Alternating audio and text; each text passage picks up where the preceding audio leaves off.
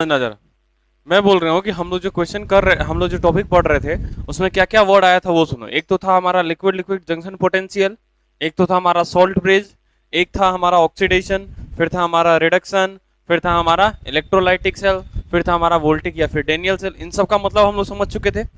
अच्छा देखना, वहीं पे एक वर्ड आया था दैट इज इलेक्ट्रोड पोटेंशियल। बताया था कि भैया एक पोटेंशियल जनरेट हो जाता है इलेक्ट्रोड के बीच में, उसी को हम लोग बोलते हैं इलेक्ट्रोड। अगर पोटेंशियल जनरेट होता है ऑक्सीडेशन की वजह से तब हम उसको बोलते हैं ऑक्सीडेशन पोटेंशियल, और अगर पोटेंशियल जनरेट होता है रिडक्शन की वजह से तब हम उसको बोलते हैं रिडक्शन पोटेंशियल। आया नहीं आया? और उसी पोटेंशियल को हम लोग क्या बोल रहे थे भैया? Electrode potential.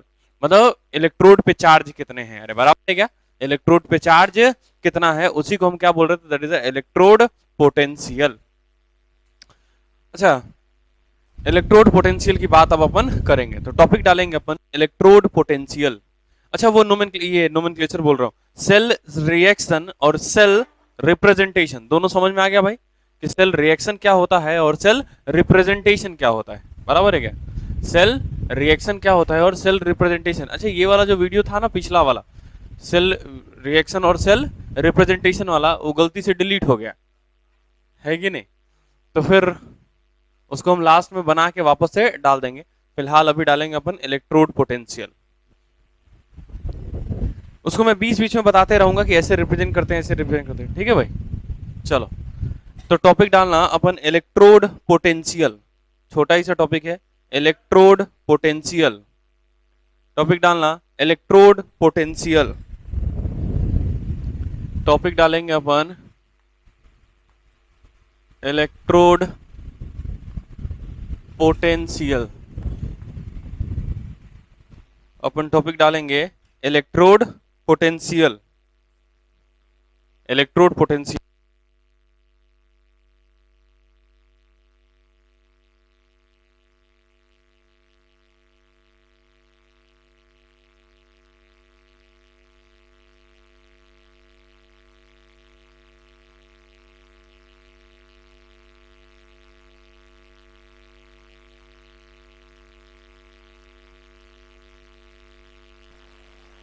चलो आ जाओ। तो ये है हमारा क्या? That is electrode potential. समझना जरा, इलेक्ट्रोड पोटेंशियल तो समझ रहे हो ना भाई? अच्छा हमारा इलेक्ट्रोड पोटेंशियल कितने तरह का होगा भाई? अरे इलेक्ट्रोड पोटेंशियल कितने तरह का होगा? दो तरह का, बराबर है क्या? जिस मेटल रॉड पे ऑक्सीडेशन हो रहा होगा वो अलग, और जिस पे रिडक्शन हो रहा होगा वो अलग। अरे होगा ना? तो अभी हमारी उसकी बात नहीं, वो हम पहले बात कर चुके हैं। जो ऑक्सीडेशन की वजह से आता है उसको oxidation potential, oxidation electrode potential या फिर इलेक्ट्रोड ऑक्सीडेशन पोटेंशियल। और जो रिडक्शन की वजह से आता है उसको हम लोग बोलेंगे electrode reduction potential, ERP EOP. सही है? ERP EOP. कोई दिक्कत है यहां तक तो बताओ? यहां तक कोई तकलीफ है तो बताएंगे भाई, पक्की बात? तो इसमें स्टेटमेंट लिखेंगे, when a metal rod is dipped in the salt solution of its own ion.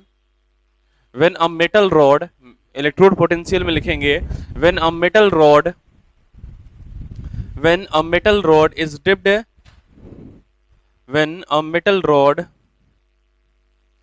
When a metal rod is dipped in salt solution. Dipped, D I double P E D, dipped मतलब उसको डुबा देंगे। when a metal rod is dipped in salt solution of its own ion, in salt solution of its own ion, मतलब उसके खुद के ion के salt solution में अगर डुबाया जाए, of its own ion, of its own ion, due to charge separation between, due to charge separation between, electrode potential में लिख रहे हैं अपन, when a metal rod is dipped in salt solution of its own ion, salt solution of its own ion, own ion, due to charge separation between metal rod and solution, due to charge separation between metal rod and solution, it, due to charge separation between metal rod and solution, a potential generates known as electrode potential. A potential generates, a potential generates known as electrode potential. A potential generates known as electrode potential. समझ में आया? जब किसी metal road को हम dip करते हैं उसके खुद के सॉल्ट सॉल्यूशन में, तो वहां पे कुछ चेंज होता है जिसकी वजह से मेटल और सॉल्यूशन के बीच में अपोजिट चार्ज आया था क्या? अरे आया था ना, तो एक पोटेंशियल जनरेट हो जाएगा ना भाई। और अगर एक पोटेंशियल जनरेट हो गया, अगर कोई एक पोटेंशियल जनरेट हो गया, तो हम लोग क्या बोलेंगे? उसी को क्या बोलते हैं? That is electrode potential. Same statement, ठीक है। उसी को अपन क्या बोलते हैं भैया? Electrode potential. कोई तकलीफ है क्या यहां तक? अरे कोई तकलीफ? अब देखना, हम लोग कैसे निकालते होंगे इलेक्ट्रोड पोटेंशियल? कुछ ना कुछ क्राइटेरिया तो होगा ना हमारा निकालने का। तो भैया एक हम स्टैंडर्ड कंडीशन लेते हैं। क्या बोलते हैं हम लोग? एक standard condition. In if under standard, मतलब अगर स्टैंडर्ड कंडीशन के अंदर अगर हम इलेक्ट्रोड पोटेंशियल निकालते हैं, तब हम उसको क्या बोलेंगे? तब हम उसको क्या बोलेंगे? Standard electrode potential. अरे बोलेंगे ना भाई। तो अब स्टैंडर्ड कंडीशन क्या है समझना। मेरे पास एक मेटल रॉड है, तो मेटल रॉड तुम चाहे जैसा भी लो, उससे क्या फर्क पड़ने वाला है? अरे मेटल रॉड तुम कैसा नो ले लो, उससे कोई फर्क पड़ने वाला है नहीं। क्या सॉल्यूशन ज्यादा काम कम करने से फर्क पड़ेगा क्या? अरे सॉल्यूशन में तुम जिंक का मात्रा बढ़ा दो या घटा दो, क्या इससे फर्क पड़ेगा या नहीं पड़ेगा? बिल्कुल पड़ेगा, उससे फर्क हमारा पड़ेगा। मतलब हमको कंसंट्रेशन लेना होगा कितना भैया? 1 मोलर, है ना भाई? स्टैंडर्ड कंडीशन मतलब सब कुछ 1 1 1 मानो, बराबर। तो हमारा कंडीशन क्या हो जाएगा कि भैया मेरे को क्या लेना पड़ेगा? कंसंट्रेशन कितना लेना पड़ेगा भैया? बोलो। 1 मोलर। उसके बाद ये प्रेशर कितना लेना पड़ेगा? जो हमारा नॉर्मल प्रेशर है हमारे एनवायरमेंट का, कितना होता है भैया हमारे पास? 1 बार या फिर 1 ATM। अरे होता है ना भाई, 1 बार या फिर 1 ATM, ठीक है भाई। और हमारे पास जो टेम्परेचर होगा ना, वो कांस्टेंट रखेंगे, टेम्परेचर को चेंज नहीं करेंगे। क्लियर भाई? वो हमारा हो गया कैसा कंडीशन भैया? Standard condition. वो कैसा हो जाएगा हमारा? Standard condition. क्या क्या होगा? जब हम लोग कंसंट्रेशन की मोलरिटी 1 लेंगे, जब हम लोग कंसंट्रेशन की मोलरिटी क्या लेंगे भैया? हम लोग 1 लेंगे। प्रेशर कितना लेंगे? 1 बार लेंगे। और टेम्परेचर को हम चेंज ना करें, किसी पर्टिकुलर टेम्परेचर पे ही चेक करें। हो सकता है कि हम उसी सॉल्ट सॉल्यूशन को चेक कर रहे होंगे किस पे? 40 डिग्री पे, और उसी को चेक कर रहे होंगे 80 डिग्री पे। दोनों का अलग अलग आएगा। समझ में आ गया? अभी देखो हमारे पास जो बैटरी बनता है, वो बैटरी को तुमको लिखल रहता होगा बैटरी पे कि भैया इसको फ्रिज में रखना है, नहीं। ऐसा लिखल रहता होगा कि इसको रेगिस्ताने में रखना है, अपने घर में नहीं रख सकते। ऐसा कुछ होता है क्या? नहीं, ऐसा नहीं होता है। मतलब बैटरी को फ्रेम ही किया जाता है किस पे? That is a room temperature. अरे होगा ना, मतलब बैटरी को बनाया ही जाता होगा रूम टेम्परेचर के ऊपर, और उसके बाद उसका ईएमएफ डिसाइड किया जाता होगा। अरे सही है नहीं है? अरे आई बात समझ में नहीं आई? मतलब अगर हम बैटरी का टेम्परेचर बदल दे, अगर हम क्या करते भैया? बैटरी का टेम्परेचर बदल देते हैं, तो बैटरी के परफॉर्मेंस पे फर्क पड़ जाएगा। अरे सही है ना? अगर हम बैटरी का क्या करें भैया? टेम्परेचर को चेंज कर दे, तो बैटरी का क्या हो जाएगा? परफॉर्मेंस पे फर्क पड़ जाएगा। यहां तक समझ में आ रहा है कि नहीं आ रहा है? ये बात है। तो अगर हमारा स्टैंडर्ड कंडीशन पे इलेक्ट्रोड पोटेंशियल निकाला जाएगा, तो उस इलेक्ट्रोड पोटेंशियल को हम स्टैंडर्ड इलेक्ट्रोड पोटेंशियल बोलेंगे। बोलो हाँ या ना? देखो हमारे पास इलेक्ट्रोड पोटेंशियल है, और वो इलेक्ट्रोड पोटेंशियल जो हम कैलकुलेट कर रहे हैं, वो किस पे कर रहे हैं? स्टैंडर्ड कंडीशन पे, है ना? कंडीशन हम डाल, अब स्टैंडर्ड कंडीशन क्या है? तो कंसंट्रेशन कितना होना चाहिए? 1 मोलर।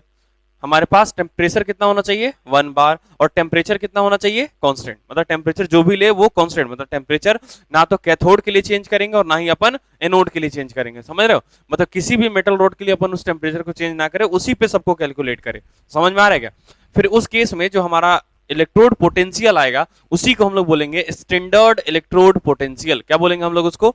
Standard electrode potential. बराबर है क्या? अरे यहां तक समझ में आई नहीं आई? तो लिखना if under standard condition, if under standard condition, if under standard condition, हो गया? कंडीशन लिख दिया। उसके बाद ऐसे लिखना, कंसंट्रेशन जो है वो होना चाहिए 1 मोलर, प्रेशर जो है वो होना चाहिए हमारा 1 बार, और हमारा टेम्परेचर जो है वो होना चाहिए हमारा कांस्टेंट। समझ में आ रहा है क्या? अगर इस कंडीशन को फॉलो करता है तो ये कंडीशन क्या है भैया, स्टैंडर्ड कंडीशन। इसके अलावा कोई दूसरा कंडीशन होगा तो क्या तुम उसको स्टैंडर्ड कंडीशन बोलोगे क्या? अरे इसके अलावा कोई दूसरे कंडीशन में होगा तो क्या तुम उसको स्टैंडर्ड कंडीशन बोलोगे क्या? नहीं, तब अपन उसको स्टैंडर्ड कंडीशन नहीं बोलेंगे। तो यहाँ पे यहां तक हो गया क्या? ये वाला लिख लिया क्या? अरे लिख लिया क्या? तो यहां पे लिखना then known as standard electrode potential, standard electrode potential, standard electrode potential, standard electrode potential. सही है? अरे सही है क्या? यहां तक कोई तकलीफ है तो बताओ, यहां तक कोई तकलीफ है तो बोलेंगे भाई।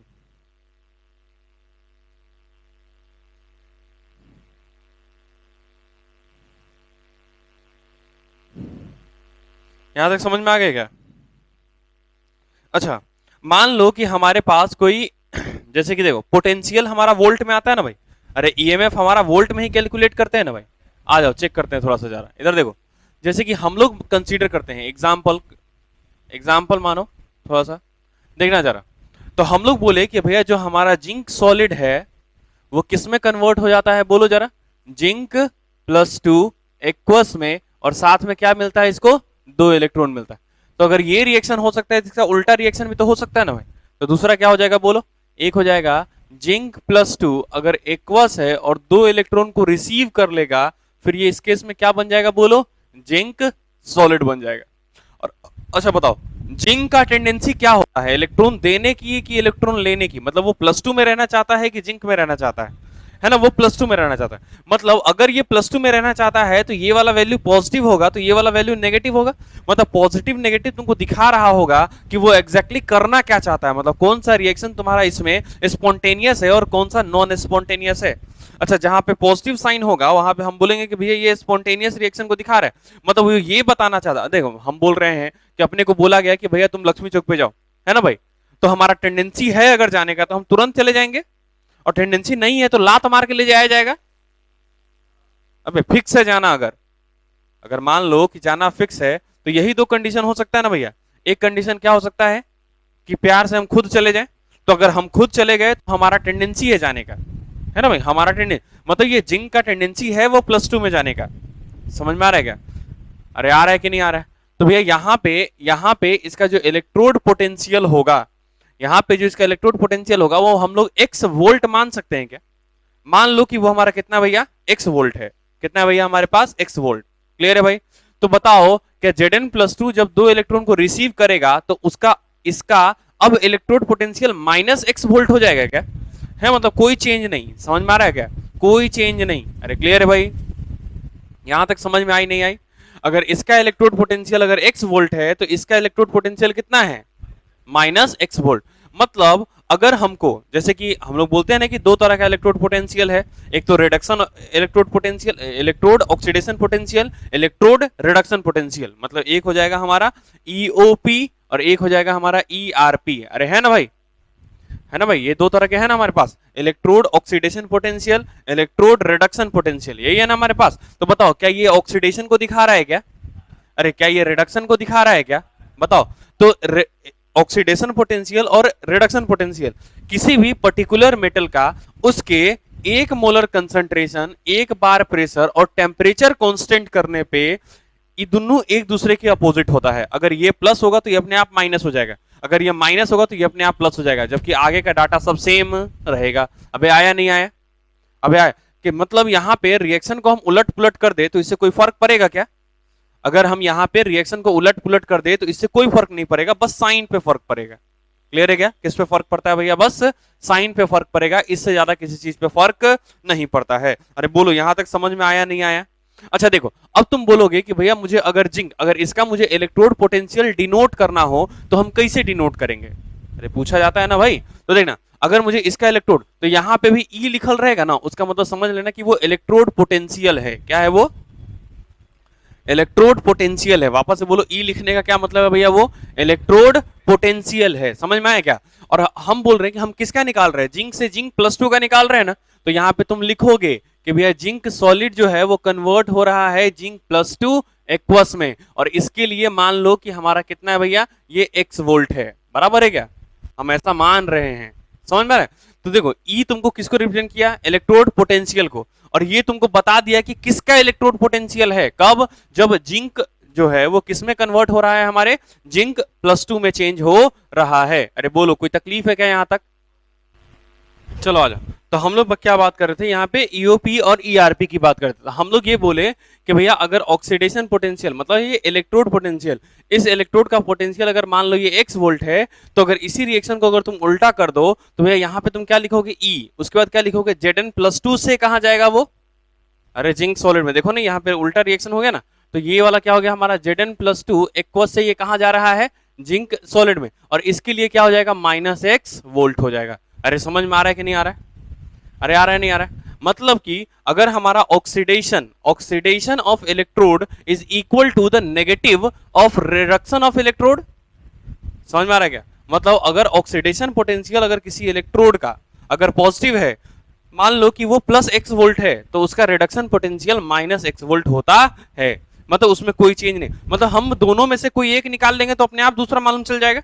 मतलब अगर मुझे मान लो कि मेरे को एल्यूमिनियम का पता है कि भैया ये -1.51 वोल्ट है, कंसीडर करते हैं हम लोग, क्या है अपने को मालूम है कि -1.51 वोल्ट है हमारे पास, क्लियर है भाई? क्या है हमारे पास, बोलो जरा, -1.51 वोल्ट है, किसका, एल्यूमिनियम का।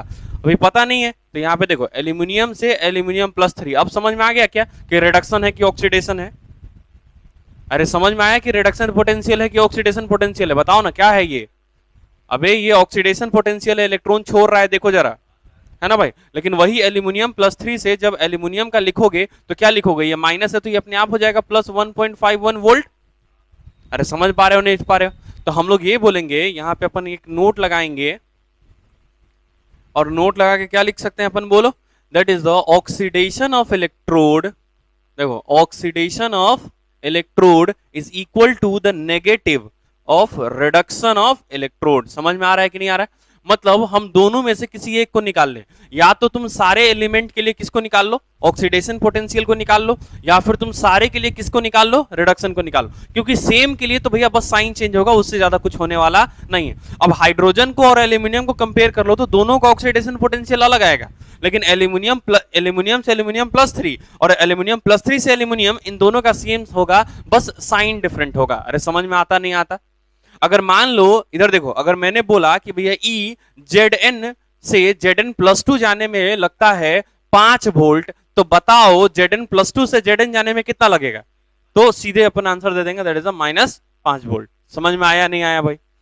तो ये दोनों लिखो, फिर ये लिखो, क्लियर है भाई?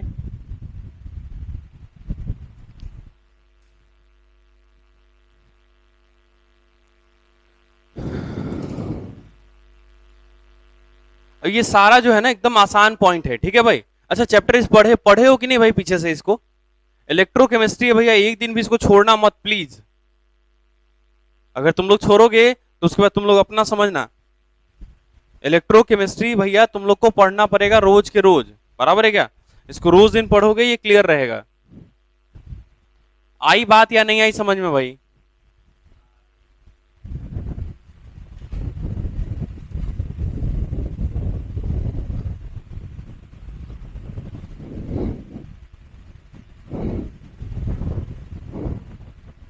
तुम्हारा चैनल हम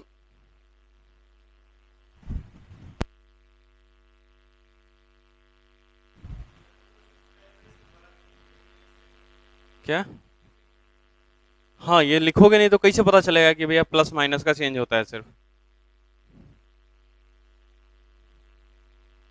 अच्छा इसको अंडरलाइन करना ना, यहां से लेके यहां तक लाल रंग से, ठीक है भाई? इसको, और इसको तो पूरा डब्बा में बंद करना भैया, नोट है लाल रंग का डब्बा, और इसको मार्क करना है इंपॉर्टेंट, क्योंकि भैया तुमको पता है एग्जाम में तुमको कोई भी एक चीज दे देगा, बराबर है क्या? एग्जाम में तुमको कोई भी एक चीज दे देगा, या तो वो ऑक्सीडेशन दे देगा, नहीं तो रिडक्शन दे देगा। अगर तुमको ऑक्सीडेशन दे दिया तो रिडक्शन निकाल लोगे क्या? अगर तुमको रिडक्शन दे दिया तो क्या ऑक्सीडेशन निकाल लोगे क्या? अरे समझ में आ रहा है कि नहीं आ रहा है? आ रहा है ना भाई? यहां तक क्लियर है तो बताओ। अरे यहां तक अगर क्लियर है तो बताएंगे भाई, नहीं क्लियर है ना, चलो कोई दिक्कत नहीं। यहां तक समझ में आ गई बातें, आगे करें अपन। अरे बोलो, चलो ये बात समझ में आ गई।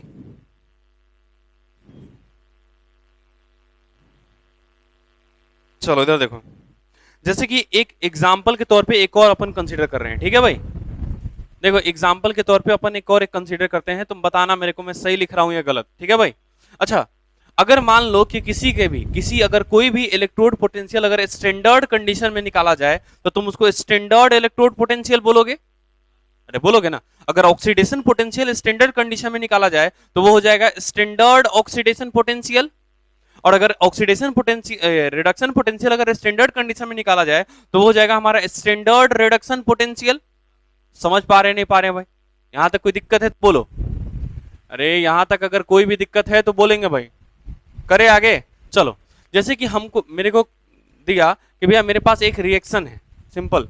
हमारे पास एक रिएक्शन है जिसमें क्या हो रहा है, एक बार कॉपर जो है वो कॉपर +2 में जा रहा है, और एक बार हमारा कॉपर +2 जो है ना वो किस में आ रहा है, कॉपर में आ रहा है। हमारे पास दो है, एक हमारे पास कॉपर +2 जो है वो कॉपर में जा रहा है, और एक बार हमारा कॉपर जो है वो कॉपर +2 में जा रहा है। समझना जरा, तो देखना हम लोग बोल रहे हैं कि ये ई हो गया, और ये देखो कॉपर +2 से कॉपर में जा रहा है। दूसरा कंडीशन क्या हो जाएगा बोलो, ई हो गया, और हम बोल रहे हैं कॉपर से कॉपर +2 में जा रहा है। क्या दोनों उल्टा है या नहीं है?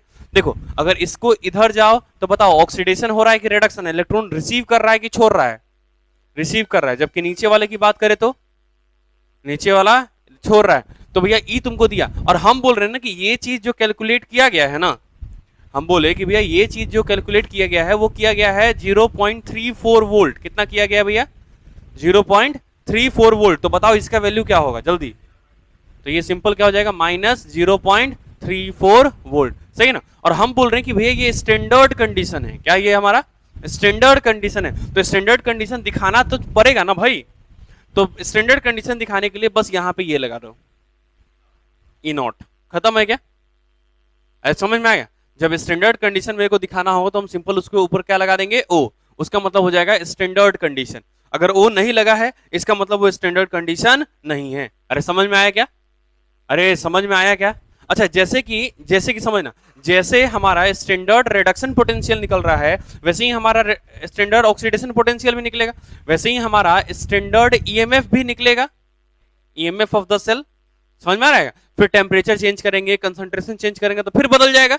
तो वो हमारा स्टैंडर्ड नहीं होगा। स्टैंडर्ड का मतलब 1 मोलर कंसंट्रेशन हो, 1 बार प्रेशर हो, और टेम्परेचर क्या हो, जितना भी लो वो तुम कांस्टेंट रखो। समझ में आ रहा है क्या, अरे आ रहा है कि नहीं आ रहा है, यहां तक कोई तकलीफ क्या। वो तो क्वेश्चन लिख के देगा ना, यहां तक क्लियर है क्या। अच्छा बताओ, ये वाला क्या हुआ है, ऑक्सीडेशन हुआ है कि रिडक्शन हुआ है। अरे ऑक्सीडेशन हुआ है या रिडक्शन, बताओ जल्दी। वहां पे क्या हुआ है भैया, रिडक्शन, मतलब इलेक्ट्रॉन रिसीव किया है ना भाई। अरे इलेक्ट्रॉन रिसीव किया है ना, तो बताओ वो एसआरपी वैल्यू है कि एसओपी वैल्यू है, हैं? एसआरपी मतलब हम इसको क्या लिख सकते हैं, ये हमारा एसआरपी वैल्यू है, ये हो गया हमारा एसआरपी ऑफ कॉपर इलेक्ट्रोड, सही है। अच्छा ये वाला बताओ तो, एसआरपी है कि एसओपी है, जल्दी बताओ। अरे एसओपी की एसआरपी, एसओपी है ना, तो तुम इसको क्या बोल सकते हो, एसओपी ऑफ कॉपर इलेक्ट्रोड। अच्छा कॉपर इलेक्ट्रोड का एसओपी मतलब ऑक्सीडेशन पोटेंशियल, मतलब ऑक्सीडेशन करवाना है, देखो ऑक्सीडेशन करवा दिए है ना। एसआरपी मतलब standard reduction potential of copper, मतलब कॉपर का रिडक्शन करवाना है, देखो रिडक्शन करवा दिया। अरे समझ में आ रहा है कि नहीं आ रहा है, अरे क्लियर है या नहीं है भाई, यहां तक कोई तकलीफ है तो बोलो।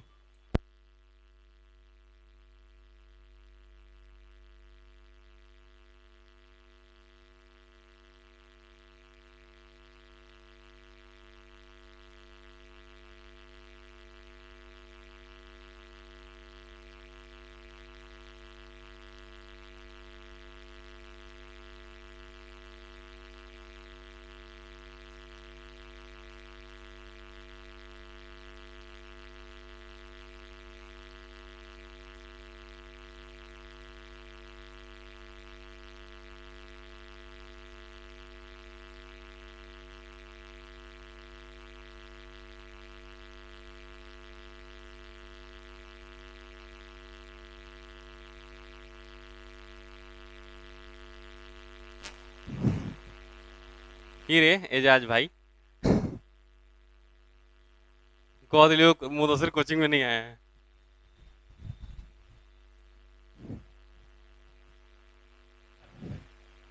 चलो यहां तक हो गया क्या? अरे यहां तक हुआ कि नहीं हुआ?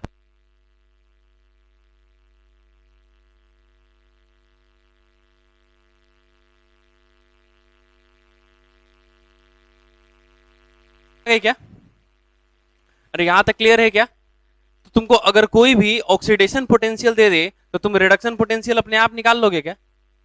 अगर कोई भी ऑक्सीडेशन पोटेंशियल दे दे तो क्या रिडक्शन पोटेंशियल अपने आप कैलकुलेट कर लोगे क्या? अरे हो जाएगा ना कैलकुलेट, सिंपल भाई। अगर ये पॉजिटिव होगा तो ये नेगेटिव हो जाएगा। तुमको नेगेटिव दिया है और उसका उल्टा पूछा है तो ले पॉजिटिव बोल दो, है कि नहीं? अब ऐसा तो नहीं ना नेगेटिव का उल्टा जीरो हो जाता है, नहीं ना, नेगेटिव का उल्टा पॉजिटिव, पॉजिटिव का उल्टा नेगेटिव, खत्म बात। अरे कुछ है क्या इसके अंदर? भाई तुम्हारा इलेक्ट्रोकेमिस्ट्री जो टॉपिक होता है ना वो बहुत बड़ा टॉपिक है, पर यकीन मानो आसान है। इसके बाद जो हमारा टॉपिक है ना केमिकल काइनेटिक्स, वो आसान टॉपिक है लेकिन छोटा भी है, लेकिन समझ में नहीं आता भाई जल्दी। पता नहीं चलता किन्ने से किन्ने, किन्ने से किन्ने हो जाता है, समझ में नहीं आता क्या। हाँ तो उसमें थोड़ा सा दिक्कत होता है, ठीक है भाई। इस सब में कोई ज्यादा दिक्कत नहीं है। यहाँ तक समझ में आ गई नहीं आई? इसलिए इलेक्ट्रोकेमिस्ट्री को रोज रोज पढ़ते रहना भाई, सच बता रहा हूं। इलेक्ट्रोकेमिस्ट्री को रोज पढ़ते रहना सच में। चलो तो अब टॉपिक डालना मेजरमेंट ऑफ इलेक्ट्रोड पोटेंशियल। अच्छा देखो, कोई ना कोई साइंटिस्ट तो आया होगा ना जो इसको मेजरमेंट किया होगा।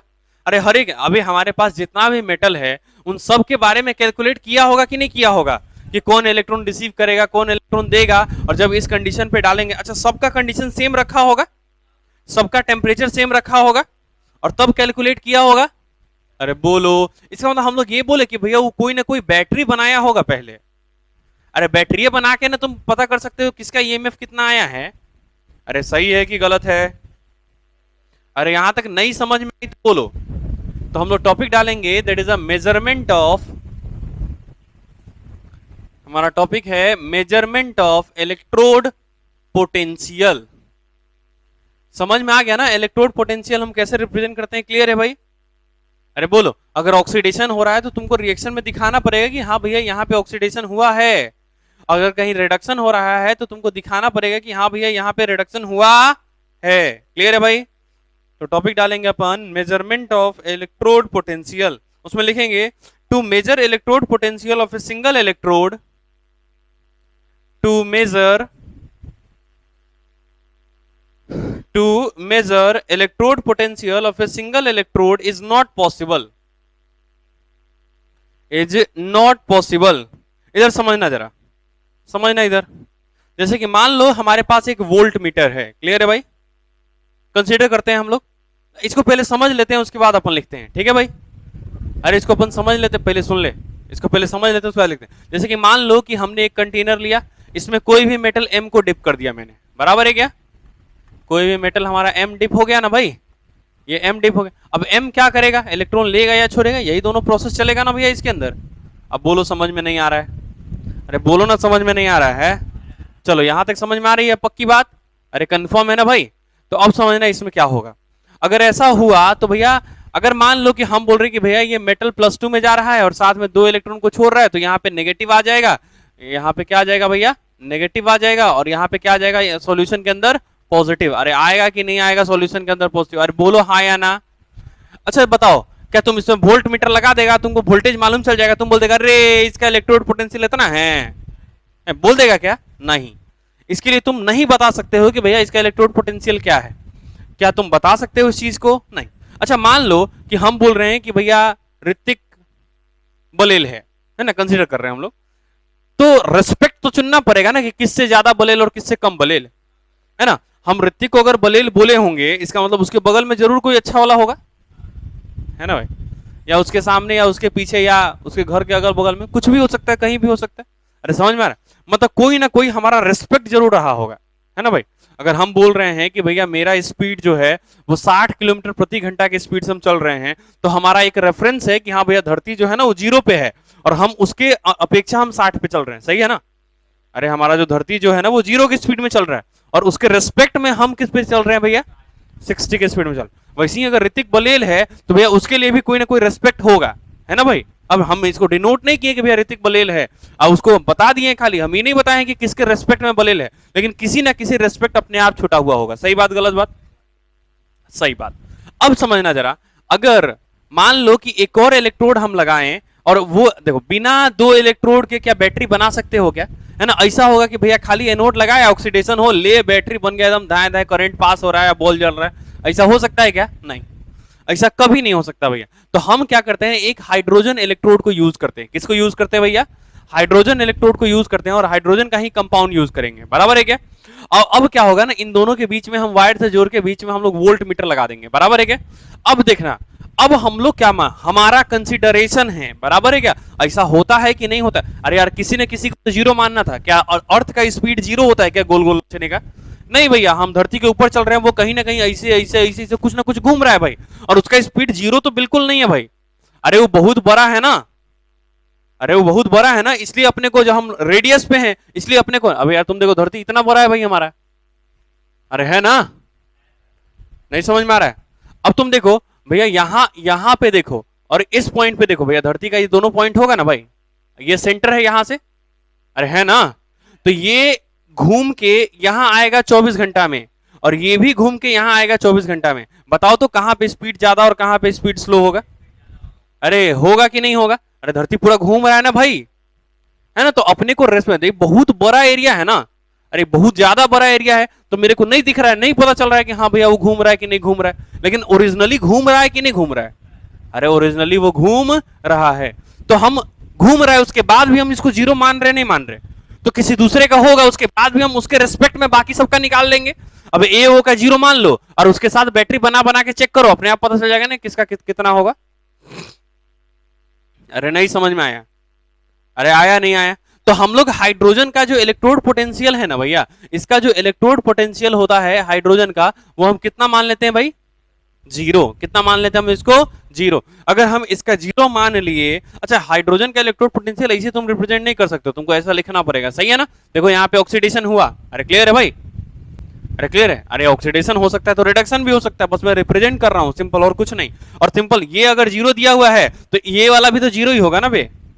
अरे बताया था ना, अगर ये कॉपर +2 से कॉपर में जाना अगर जीरो होगा, तो कॉपर से कॉपर +2 में जाना कितना होगा?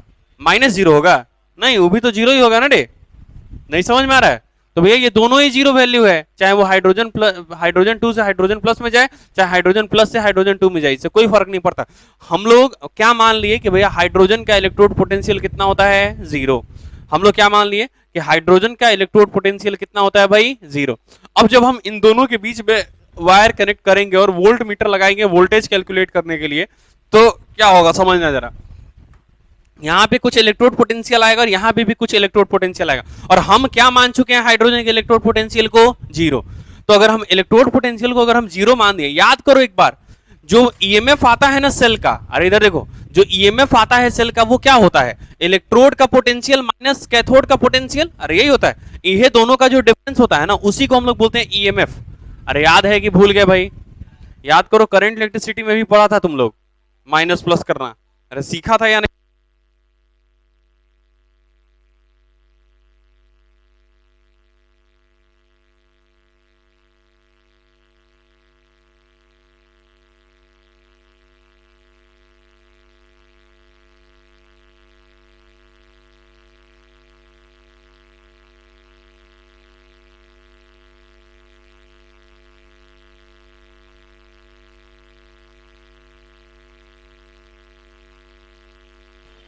अरे यहां तक क्लियर है क्या?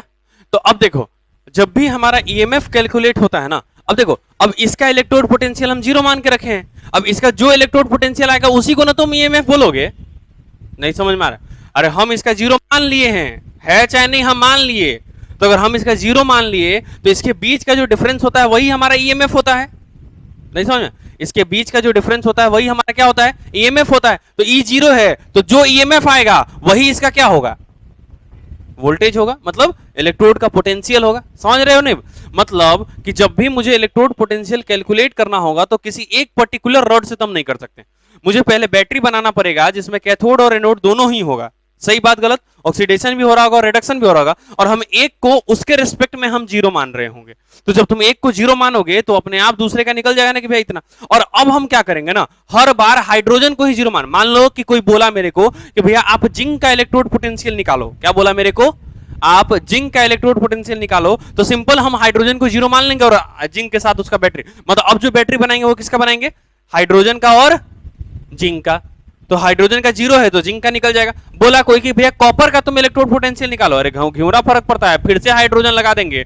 हाइड्रोजन और कॉपर, हाइड्रोजन जीरो है तो कॉपर के बीच में जो डिफरेंस आएगा वो हमारे कॉपर का होगा। अरे सही बात गलत बात? अरे बोलो आया नहीं आया यहां तक? यहां तक कोई तकलीफ है तो बोलेंगे भाई। अरे यहां तक अगर कोई भी तकलीफ हो तो बोल। देखना, जब भी मुझे कुछ कैलकुलेट करना होगा तो हम हमेशा किसी के रेस्पेक्ट में ही कैलकुलेट करेंगे। अरे क्लियर है भाई? है ना? अब तुम सोचो भैया, अगर हम बोलते हैं कि कोई इंटेलिजेंट है तो जरूर मतलब उससे बलेल कोई होगा अगल बगल में, तभी ना हम उसको बोल रहे हैं कि इंटेलिजेंट है? मतलब हर चीज का कोई ना कोई रेस्पेक्ट होता है। क्लियर है भाई?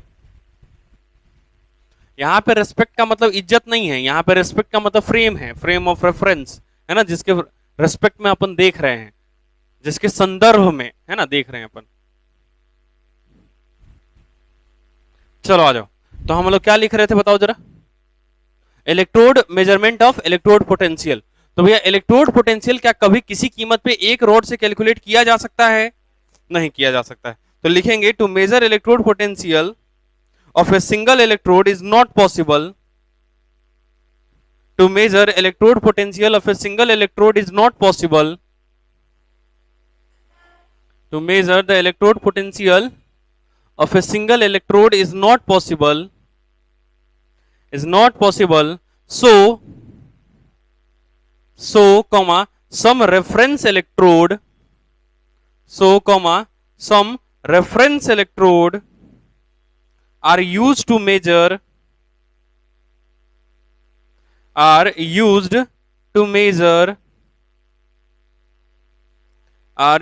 to measure they are comma they are। चलो पहला हो जाएगा हमारा, पहला मतलब कौन कौन है जिसको हम रेफरेंस पे मान सकते हैं। उसमें पहला है प्राइमरी रेफरेंस इलेक्ट्रोड और दूसरा है सेकेंडरी रेफरेंस इलेक्ट्रोड। पहला है हमारे पास प्राइमरी रेफरेंस इलेक्ट्रोड और दूसरा है हमारे पास सेकेंडरी रेफरेंस इलेक्ट्रोड।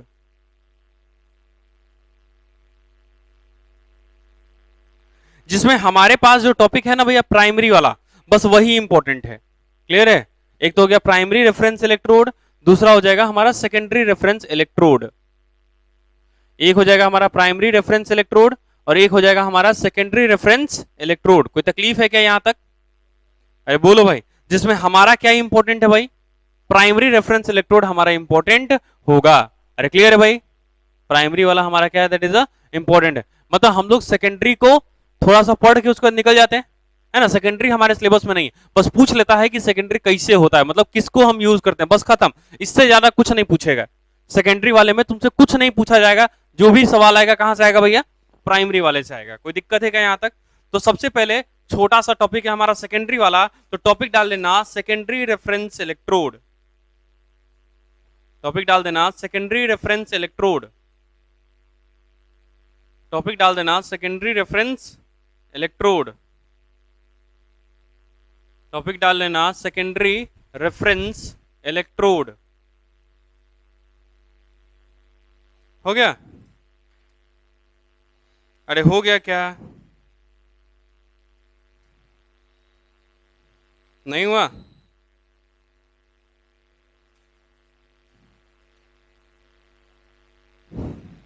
कोई दिक्कत है क्या? चलो तो ये हो गया। तो उसमें हमारा सबसे पहला डालना क्या क्या रेफरेंस लेते हैं हम उसकी बात करते हैं। तो हम लोग जो सबसे पहला रेफरेंस लेते हैं वो होता है हमारा कैलोमेल, है ना। इसमें कुछ याद वाद कुछ भी नहीं करना, बस ध्यान रखना कि हाँ इसमें कौन सा कंपाउंड यूज होता है, बस खत्म बात। मतलब रेफरेंस के तौर पे हम किसको यूज करते हैं? हम लोग मेनली किसको पढ़ते हैं भैया? प्राइमरी रेफरेंस इलेक्ट्रोड को करते हैं। इसमें हम लोग यूज करते हैं Hg को, Hg2Cl को, और साथ में यूज करते हैं हम लोग किसको? दैट इज द KCl को। वापस से बोलना, किसको किसको यूज करेंगे? कैलोमेल में हम लोग यूज करते हैं Hg, फिर यूज करते हैं Hg2Cl2 और फिर यूज करते हैं, ये भी एक्वस में है, ठीक है भाई, और फिर यूज करते हैं हम लोग केसीएल किसमें भैया, एक्वस में। मतलब अगर मुझे सेकेंडरी इलेक्ट्रोड बनाना है तो एक तो हमारा मेटल रॉड को डिप कर रहे होंगे वो अलग होगा, अरे कर रहे होंगे वो हमारा अभी नहीं समझ में आने वाला है, हमको पता है, इसीलिए तो बोल रहे हूँ बस ये वाला पॉइंट रट लेना, समझ में आ रहा है क्या, बस ये वाला रट लेना और हम बता देते हैं कि ये कहां कहां रहता है, बस खत्म बात। जैसे कि मान लो कि हमारे पास एक कंटेनर है इस तरह का, ठीक है भाई, इस तरह का हमारे पास कंटेनर है, तो नीचे जो है ना, नीचे जो होगा वो नीचे पूरा जो होगा ना ये एच जी होगा, क्या होगा ये हमारा नीचे एच जी होगा। अब ये वाला जो पोर्शन होगा ना भाई, देखना, अब ये वाला जो हमारा पोर्शन होगा वो होगा हमारा Hg2Cl2 किस फॉर्म में, पेस्ट के फॉर्म में, किस फॉर्म में होगा, एक्वसी है वो भी, और उसके बाद हम ऊपर क्या डालेंगे, KCl, और ये किस में होगा, एक्वस में, और हम इसमें ऐसे वायर लगा देंगे और फिर इधर से अब अगला इलेक्ट्रोड लगा के इसका कैलकुलेट कर लेंगे, समझ में आ रहा है क्या। और ये जो वायर होता है ना भैया, ये वायर होता है प्लेटिनम वायर, क्या होता है भैया, ये एक प्लेटिनम वायर होता है, क्या होता है भैया ये, मतलब ये हमारा रेफरेंस के तौर पे हो गया, और इसका जो भी पोटेंशियल आएगा ना तुम इसको जीरो मानोगे, इसका मतलब नहीं समझ में आए। अबे इतना करने के बाद इसका जो भी पोटेंशियल आएगा उसको तुम क्या मानोगे, जीरो, तभी ना तुम बगल वाले का निकाल सकते हो।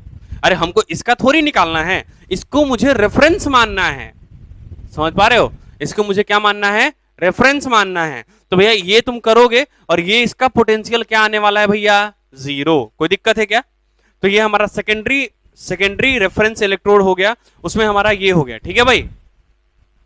अच्छा ऐसा ही लिखना ना, इधर बना के इधर लिख देना। चलो हमारे पास दूसरा है, हमारे पास सेकेंडरी में ही दूसरा है, सेकेंडरी रेफरेंस इलेक्ट्रोड में ही हमारे पास दूसरा है, वो है HgCl slash KCl, silver silver chloride electrode. क्या है हमारे पास अगला, HgCl, ये हो गया एक्वस, और ये हो गया हमारा KCl एक्वस। इसको हम लोग बोलते हैं सिल्वर सिल्वर क्लोराइड इलेक्ट्रोड, क्या बोलते हैं हम लोग इसको, silver silver chloride electrode, silver silver chloride electrode.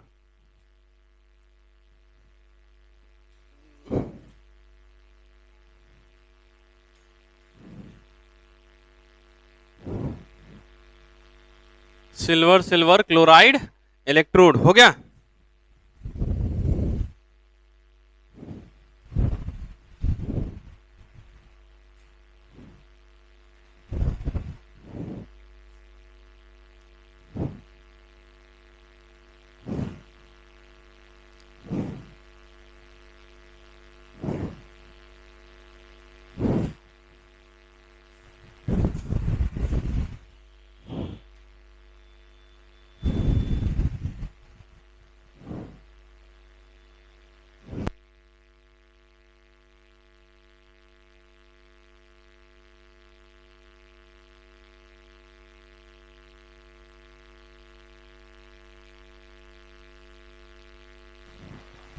चलो यहां तक समझ में आया कि नहीं आया, अरे यहां तक समझ में आई बात या नहीं आई। अच्छा तुमसे एग्जाम में कोई नहीं पूछेगा कि भैया सेकेंडरी इलेक्ट्रोड हम कैसे कैलकुलेट करते हैं, मतलब सेकेंडरी रेफरेंस इलेक्ट्रोड क्या है कैसे, कुछ नहीं पूछेगा। अगर कभी एग्जाम में क्वेश्चन आ भी गया तो तुमसे पूछेगा कि हम लोग कैलोमेल में क्या क्या मिलाते हैं, तो सिंपल क्या याद रखना, Hg2Cl2 और साथ में हमारा KCl, बस इससे ज्यादा कुछ नहीं याद रखना है। अरे क्लियर है भाई, अरे याद रहेगी बात। और दूसरा क्या हो जाएगा हमारा, AgCl aqueous slash KCl aqueous, clear है भाई, AgCl एक्वस, और इसको हम लोग क्या बोलते हैं, सिल्वर सिल्वर क्लोराइड इलेक्ट्रोड, क्या बोलते हैं। अच्छा इसको भी वैसे ही यूज करोगे, नीचे सिल्वर, ये वाला AgCl, ये वाला KCl, है ना भाई, और इसमें प्लेटिनम वायर लगा दोगे। अरे सही है ना, अरे बोलो भाई, यहां तक कोई तकलीफ है क्या। और इतना सेटअप करने के बाद जो इसका आएगा इलेक्ट्रोड पोटेंशियल, तुम क्या मान लोगे, जीरो, समझ में आ रहा है क्या। तो जो बैटरी बनेगा और इसका जीरो है तो दूसरे के अनुसार होगा, फिर उसके अनुसार मतलब उसका जो ईएमएफ होगा सेल का वही उसका पोटेंशियल होगा उस इलेक्ट्रोड का, समझ में आ रहा है क्या, वही हमारा हो जाएगा, दैट इज इलेक्ट्रोड पोटेंशियल। यहां तक कोई तकलीफ है तो बोलेंगे भाई, अरे बोलो यहां तक अगर कोई भी तकलीफ है तो बोलेंगे, यहां तक अगर कोई भी तकलीफ हो तो बोलो भाई, पक्की बात है। तो अब टॉपिक डालेंगे प्राइमरी रेफरेंस इलेक्ट्रोड। अब अपन टॉपिक डालेंगे प्राइमरी रेफरेंस इलेक्ट्रोड। एनसीईआरटी पढ़ रहे हो या नहीं भाई? अरे पिछले वाले चैप्टर का एनसीईआरटी पढ़ा या नहीं पढ़ा? क्वेश्चन किया सॉल्यूशन का? अच्छा सॉल्यूशन का क्वेश्चन नहीं मिला है ना तुम लोगों को अभी तक? हाँ उसका मिल जाएगा तुम लोगों को, ठीक है, उसका क्वेश्चन का। अच्छा जेनेटिक्स का वो जो था सेकंड थर्ड एक्सरसाइज सब कर लिए, सब पूरा हो गया है, तो अभी तक डिस्कशन क्या नहीं करवाया तुम लोग? ठीक है, अगर हो गया है सबका, सबका हो गया पूरा है तो उसका डिस्कशन करवा लेना भाई। चलो आ जाओ, तो ये हम लोग बात कर रहे हैं आगे। चलो तो हम लोग टॉपिक डालेंगे that is a primary reference electrode. अच्छा प्राइमरी रेफरेंस इलेक्ट्रोड में हम किसको कंसीडर करते हैं? हाइड्रोजन को, और उसका इलेक्ट्रोड पोटेंशियल हम कितना मानते हैं? 0। अच्छा अगर हम उसको उसका स्टैंडर्ड कंडीशन में ही 0 मानते हैं तो हम उसको ये बोल सकते हैं SHE, मतलब स्टैंडर्ड हाइड्रोजन इलेक्ट्रोड। अरे हाइड्रोजन का इलेक्ट्रोड बनाए है ना, तो SHE standard hydrogen electrode, standard hydrogen electrode जिसका पोटेंशियल कितना आएगा? 0। जिसका पोटेंशियल कितना आएगा भैया? 0। मतलब electrode potential of SHE is 0। कोई दिक्कत है क्या यहां तक? अरे कोई तकलीफ है तो बोलो यहां तक। पक्की बात? तो इसमें लिखेंगे प्राइमरी रेफरेंस इलेक्ट्रोड वाले में लिखेंगे अपन, इसमें लिखो, उसके बाद फिर अपन इसका पूरा सेटअप बताएंगे। इसमें लिखना हाइड्रोजन इलेक्ट्रोड, इसमें लिखना हाइड्रोजन इलेक्ट्रोड, इसमें लिखना hydrogen electrode under, hydrogen electrode under standard condition, hydrogen electrode under standard condition, hydrogen electrode under standard condition. मतलब हम हाइड्रोजन इलेक्ट्रोड मिलाएंगे किस कंडीशन पे? स्टैंडर्ड का। स्टैंडर्ड कंडीशन का मतलब क्या? अभी बताया था। स्टैंडर्ड कंडीशन का मतलब क्या? कंसंट्रेशन कितना डालोगे? 1 मोलर, 1 मोलर। प्रेशर कितना डालोगे? 1 बार। और टेम्परेचर क्या रखोगे? कांस्टेंट। समझ में आया नहीं आया? आया नहीं आया? चलो तो अगला स्टेटमेंट लिखना, अगला स्टेटमेंट लिखो, अगला स्टेटमेंट लिखो स्टैंडर्ड हाइड्रोजन इलेक्ट्रोड। अब इलेक्ट्रोड को खाली ईडी लिखना, ठीक है भाई? Standard hydrogen electrode, standard electrode को खाली ईडी से रिप्रेजेंट करते हैं। स्टैंडर्ड हाइड्रोजन इलेक्ट्रोड ब्रैकेट में लिखना SHE, बराबर है क्या? ब्रैकेट बंद। SHE can act as anode as well as cathode. वो किसकी तरह बिहेव कर सकता है? Anode as well as cathode. Can act as anode as well as cathode, can act as anode as well as cathode, as well as cathode, as well as cathode.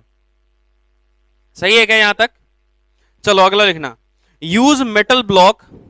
अगला point है use metal block, used metal block, D लगाना, used metal block provide surface, provide, अरे hydrogen gas है ना रे, उसका electrode बनाना मतलब hydrogen को जुड़ने के लिए सरफेस देना पड़ेगा कि नहीं देना पड़ेगा? तो मुझे एक मेटल ब्लॉक को यूज करना पड़ेगा जो किसको क्या क्या देगा? हाइड्रोजन को सरफेस प्रोवाइड करेगा। बराबर है क्या? तो हमारा क्या हो गया? Used metal block provide surface for adsorption. देखो दो तरह का वर्ड होता है, एक होता है एब्जॉर्प्शन और एक होता है एडजॉर्प्शन। एडजॉर्प्शन मतलब, अरे एडजॉर्प्शन मतलब देखो जैसे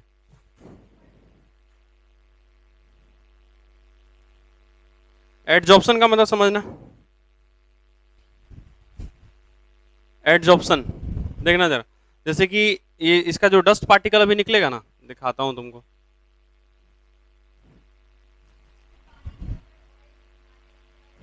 देखो जरा, ये जो है ना, ये हमने लिख दिया ना भाई इसको, है ना, फिर इसको मिटाइए, मिट भी जाएगा।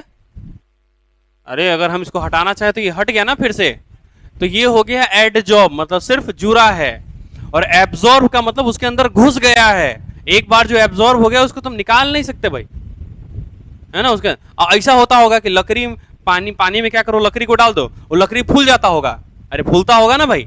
और उस लकड़ी को निकालता होगा, खाली इन्ना ना ऐसे से कर देता होगा, पूरा पानी बाहर निकल गया। हुआ ना, मजाक नहीं, मजाक। अरे होता है ना ऐसे ही, नहीं होता है। इसका मतलब भैया वो पानी जो है ना लकड़ी के अंदर एब्जॉर्ब हुआ है, समझ में आ रहा है? वो क्या हुआ है? एब्जॉर्ब हुआ है। और अगर ऐसे से कर दिया, निकल गया, तो ये एडजॉर्ब हुआ है, समझ में आया? तो भैया हाइड्रोजन जो है उस मेटल सरफेस पे क्या होगा? एडजॉर्ब होगा, मतलब हल्का इन्हें कर देंगे ना, हाइड्रोजन सब निकल जाएगा। समझ में आ रहा है क्या? मतलब वो सिंपल क्या प्रोवाइड करेगा? एक सरफेस प्रोवाइड करेगा जहां पे हाइड्रोजन रुक सके। तो यहां पे क्या हो गया? Use metal block provide surface, use metal block provide surface for adsorption, ad, adsorption, SORPTION, adsorption of hydrogen, adsorption of hydrogen. Hydrogen का मतलब यहां पे H प्लस से नहीं है, हाइड्रोजन का मतलब यहां पे H2 से है, मतलब यहां पे H2 की बात कर रहा है हाइड्रोजन। कोई दिक्कत? यहां तक समझ में आई तो बोलो। अरे यहां तक समझ में आई तो बोलो। चलो अगला पॉइंट लिखेंगे। अच्छा, हाइड्रोजन के ब्रैकेट में लिख देना H2, हो गया। अगला पॉइंट लिखेंगे, standard oxidation potential and standard reduction potential of hydrogen is रे बोलना रे, 0 हम मानते हैं, याद है? Standard oxidation potential, standard oxidation potential and standard reduction potential and standard reduction potential of standard hydrogen electrode, मतलब SHE, of SHEC, of SHEC, मतलब standard hydrogen electrode C is assumed to be 0, is assumed to be 0, is assumed to be 0। सही है क्या? अरे यहां तक समझ में आया कि नहीं आया भाई? अगर नहीं आया तो बोलो। अरे अगर नहीं आ रहा है तो बोलेंगे भाई। नहीं आया ना? चलो आ जाओ, यहां पे समझना अब।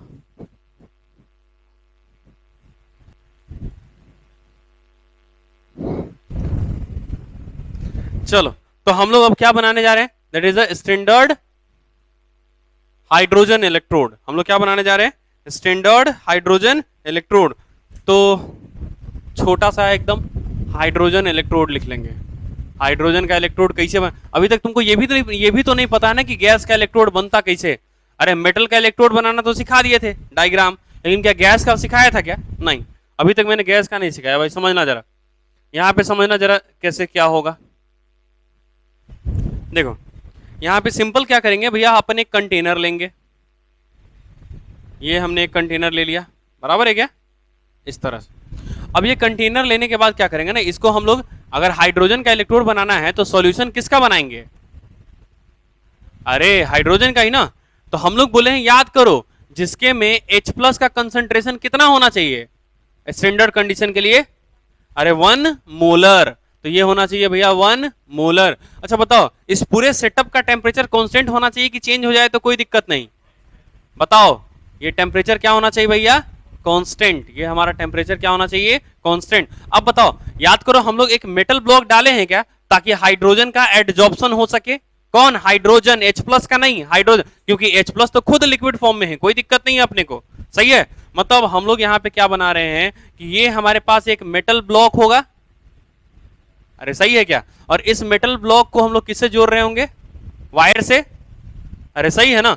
अच्छा एक बात बताओ, याद करो हम लोग बोले थे जब भी हमारे पास कोई गैसियस कंटेंट आता है अगर सॉलिड को छोड़ के, तो उसके लिए हम लोग किसको यूज करते हैं?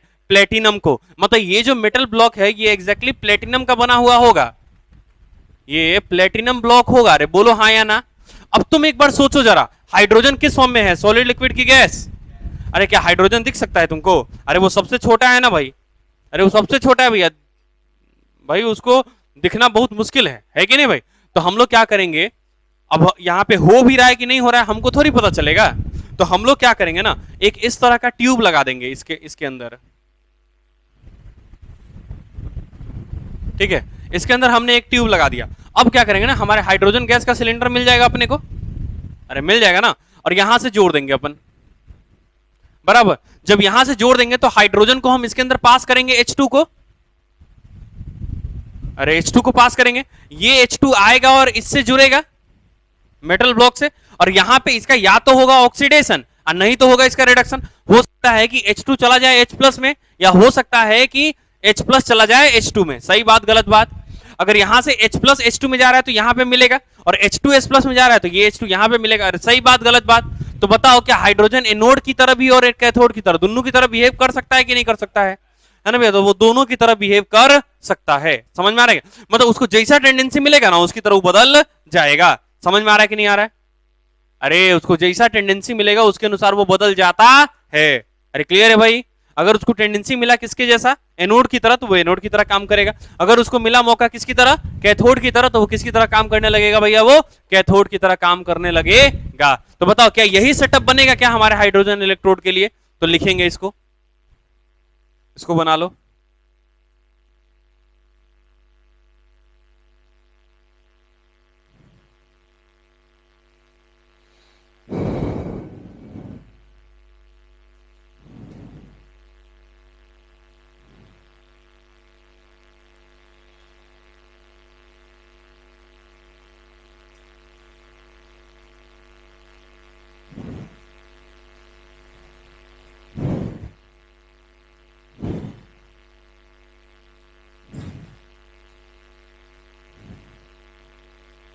अरे यहां तक समझ में आई या नहीं आई? अरे यहां तक समझ में आई या नहीं आई? चलो, तो हाइड्रोजन का ऑक्सीडेशन भी हो सकता था और हाइड्रोजन का रिडक्शन भी हो सकता है। यहाँ पे कोई दिक्कत नहीं ना है? तो हम लोग बात करें कि ये हमारा SHE है और ये है हमारा standard hydrogen electrode, hydrogen electrode, और इसका दो कंडीशन हो सकता है। एक तो ये किसकी तरह बिहेव कर ले, एनोड की तरह, और एक ये किसकी तरह बिहेव कर ले, कैथोड की तरह। अगर एनोड की तरह बिहेव करता है मतलब जो H2 गैस होगा ये टूटेगा और बनाएगा 2H plus aqueous plus 2 electron. सही बात गलत बात? और अगर ये कैथोड होगा तो रिडक्शन होगा और तब बनाएगा 2H plus aqueous plus 2 electron gives H2 gas. कोई दिक्कत? अरे क्या यही चलेगा क्या?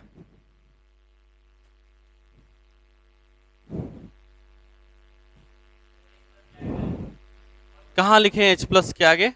1 मोलर, वो 1 मोलर है भाई मेरे।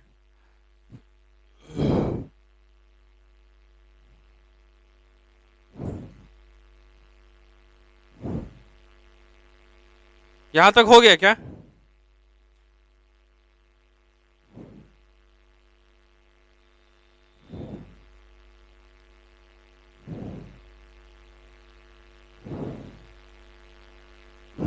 अब बताओ क्या हाइड्रोजन इलेक्ट्रोड की मदद से और दूसरे इलेक्ट्रोड की मदद से हम एक बैटरी बना सकते हैं क्या? और उस बैटरी का जो ईएमएफ आएगा, वापस से बोलना, जो उस बैटरी का क्या आएगा भैया, ईएमएफ आएगा, क्या उसी को तुम उस मेटल का इलेक्ट्रोड पोटेंशियल बोलोगे क्या? अब बोलवे नहीं करेगा सब। अरे क्योंकि हाइड्रोजन का तो जीरो है ना। अरे क्योंकि हाइड्रोजन का क्या है भैया, जीरो। करो जल्दी जल्दी।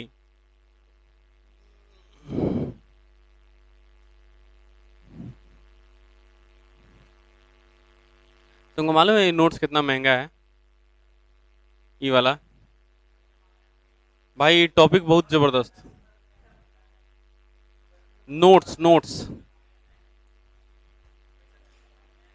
भेज देना 60-70 हजार में।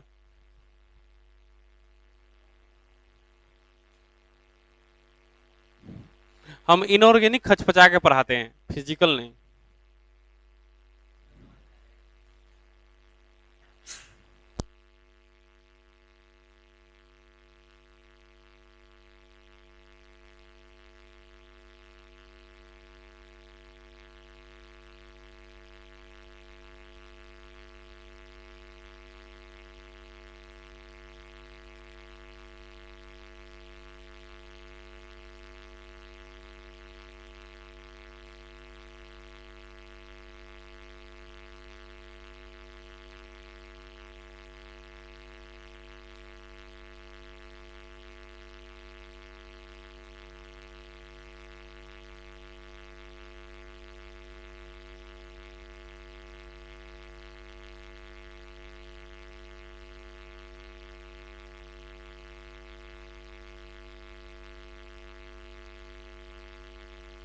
मजाक, इससे ज्यादा कुछ नहीं।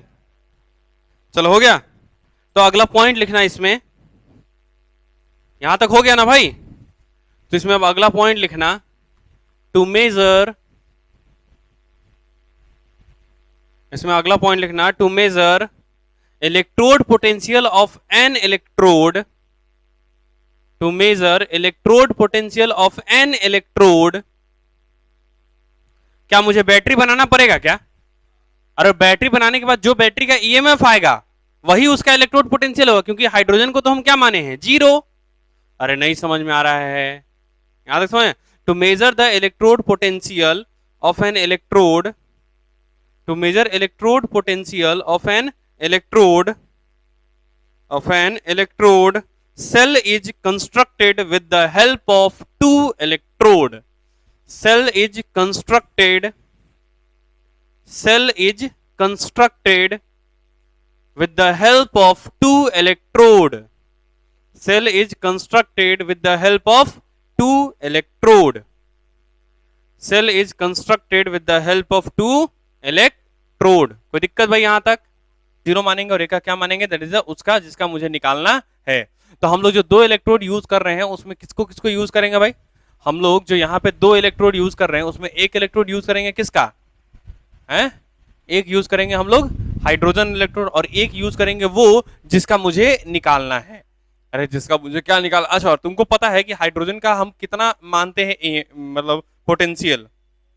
अरे कितना मानते हैं उसका पोटेंशियल? जीरो।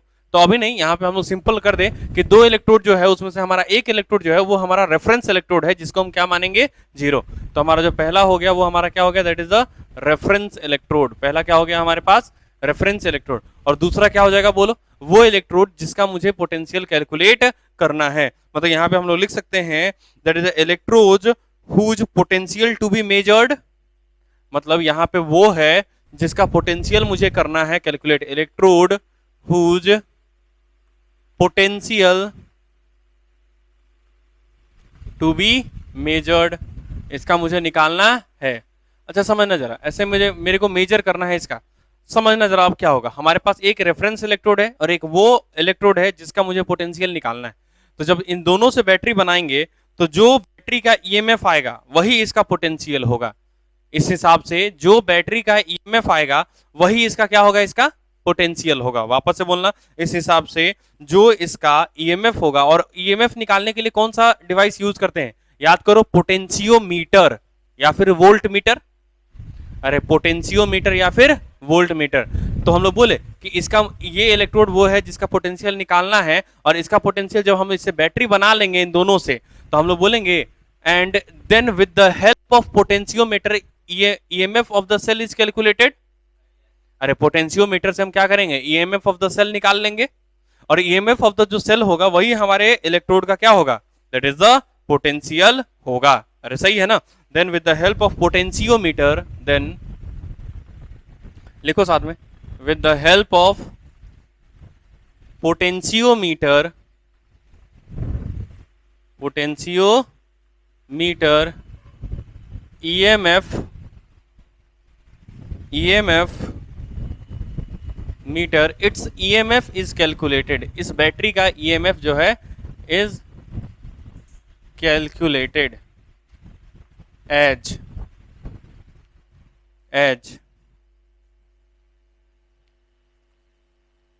समझना। जो हमारे पास दो इलेक्ट्रोड है उसमें हमारा जो एक इलेक्ट्रोड है वो हमारा रेफरेंस इलेक्ट्रोड है, जिसका ईएमएफ तुम कितना जिसका पोटेंशियल कितना मानोगे भाई? इसका पोटेंशियल जीरो है। और इसका जो अब बैटरी का जो भी ईएमएफ आएगा वही इसका पोटेंशियल होगा। इसको हम प्रूफ करेंगे। बराबर है क्या?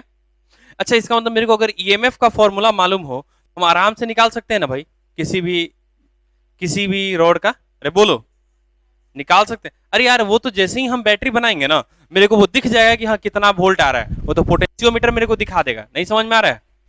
अरे मेरे को कौन दिखा देगा भैया? पोटेंशियोमीटर मेरे को दिखा देगा कि हाँ कितना का चेंज होने वाला है। अरे समझ में आ रहा है कि नहीं आ रहा है?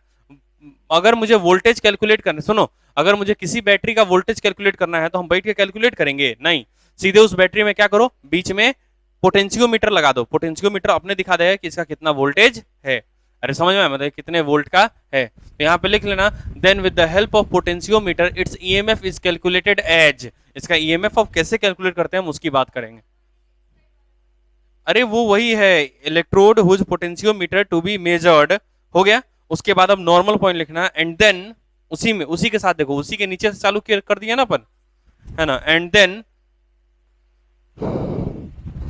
Then with the help of potentiometer its EMF is calculated as. अच्छा यहाँ पे एज लिख दिया, मतलब आगे इसको बताना पड़ेगा कि अब ईएमएफ कैसे कैलकुलेट होगा सेल का। अरे बैटरी का ईएमएफ कैसे कैलकुलेट होगा और मुझे बताना पड़ेगा कि नहीं बताना पड़ेगा। चलो, तो ईएमएफ का मतलब क्या? ईएमएफ का मतलब इलेक्ट्रोमोटिव फोर्स, और ये होता क्या है? That is the maximum potential difference between the two electrode. अरे दोनों इलेक्ट्रोड के बीच में कितना पोटेंशियल डिफरेंस है, वही ना। अरे यार कई बार तुम बैटरी ऐसा देखा होगा ना, इस तरह से बैटरी बना दिया होगा, इधर पॉजिटिव टर्मिनल इधर नेगेटिव, और इधर लिखा होगा, इधर लिखा होगा -7 और इधर लिखा होगा +5। तो बताओ तो इसका वोल्टेज कितना आएगा? अरे ये लिखा हुआ है -7 और ये लिखा हुआ है +5, तो बताओ इसका वोल्टेज कितना है? अभी ये हो गया 7 और 5 12, समझ में आया क्या? इसके बीच का इसका वोल्टेज कितना हो गया? 12 वोल्ट, समझ में आ रहा है?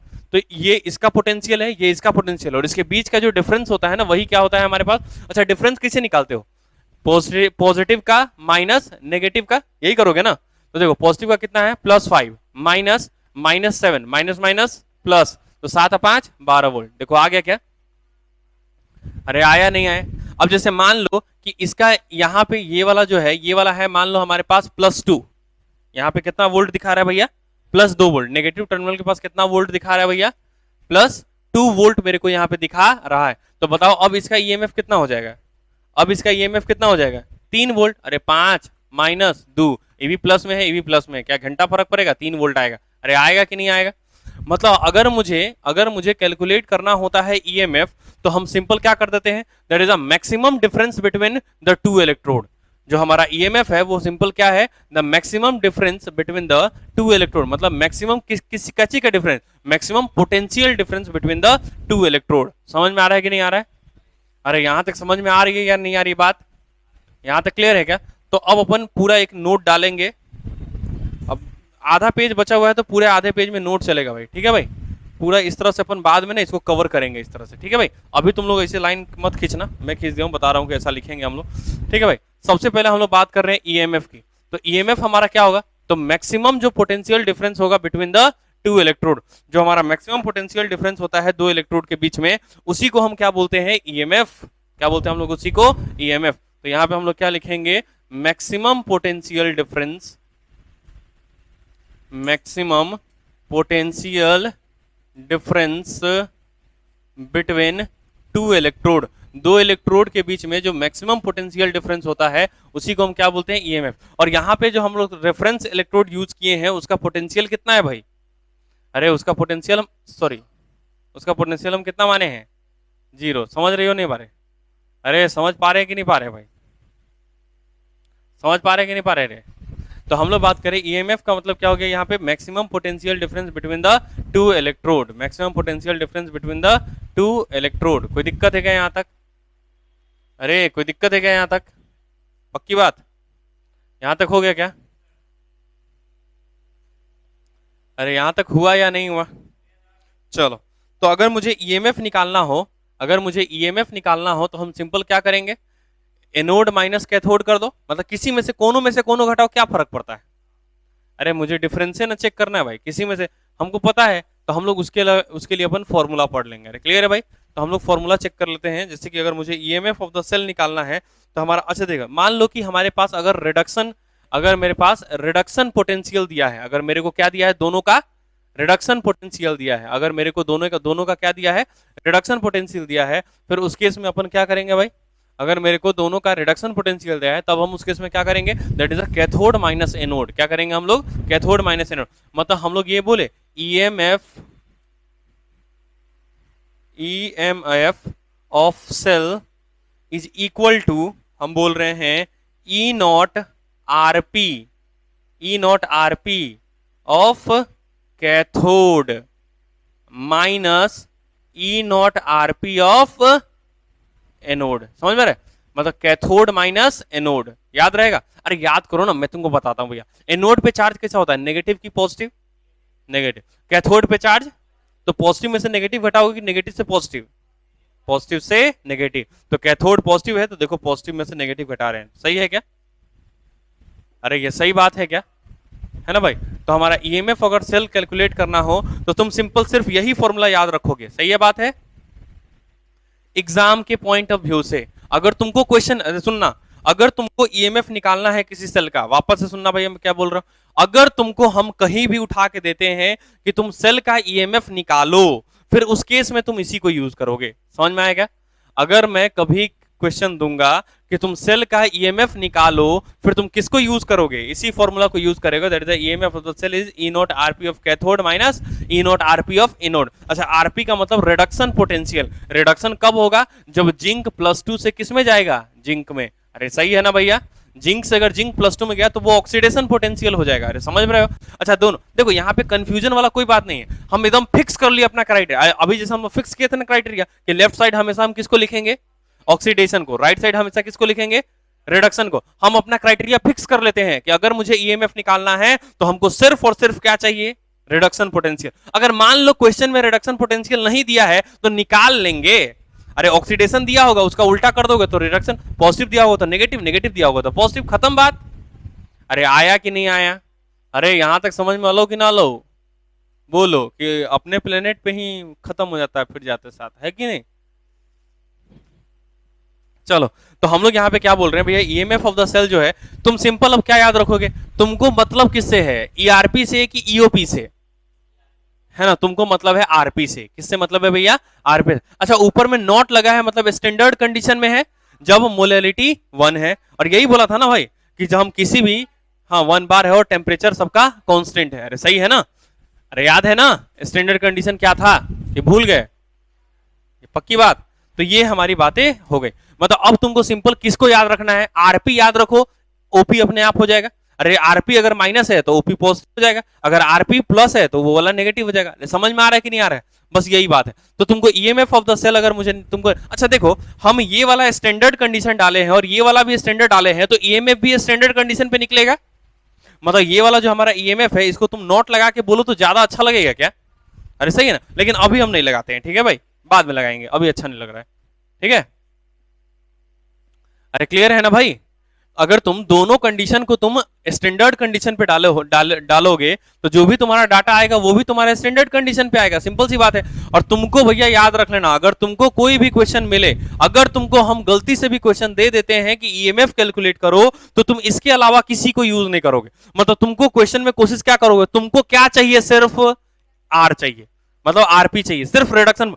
तो हो सकता है तुमको क्वेश्चन में ओपी दिया होगा, हम उसको क्या किस में कन्वर्ट कर लेंगे? आरपी में। सिंपल बात, तुम उसको किस में कन्वर्ट करोगे? आरपी में। अगर कभी गलती से ऐसा तुम नहीं कर पाया, यकीन मानो सवाल गलत हो जाएगा तुम्हारा, एकदम 100% तुम आंसर गलत करके आएगा। कभी भी कैलकुलेशन आरपी और ओपी दोनों को मिक्स करके मत करना। अगर तुमको करना है तो सबको ओपी में चेंज करो, अगर करना है तो सबको आरपी में चेंज करो। समझ में आया क्या?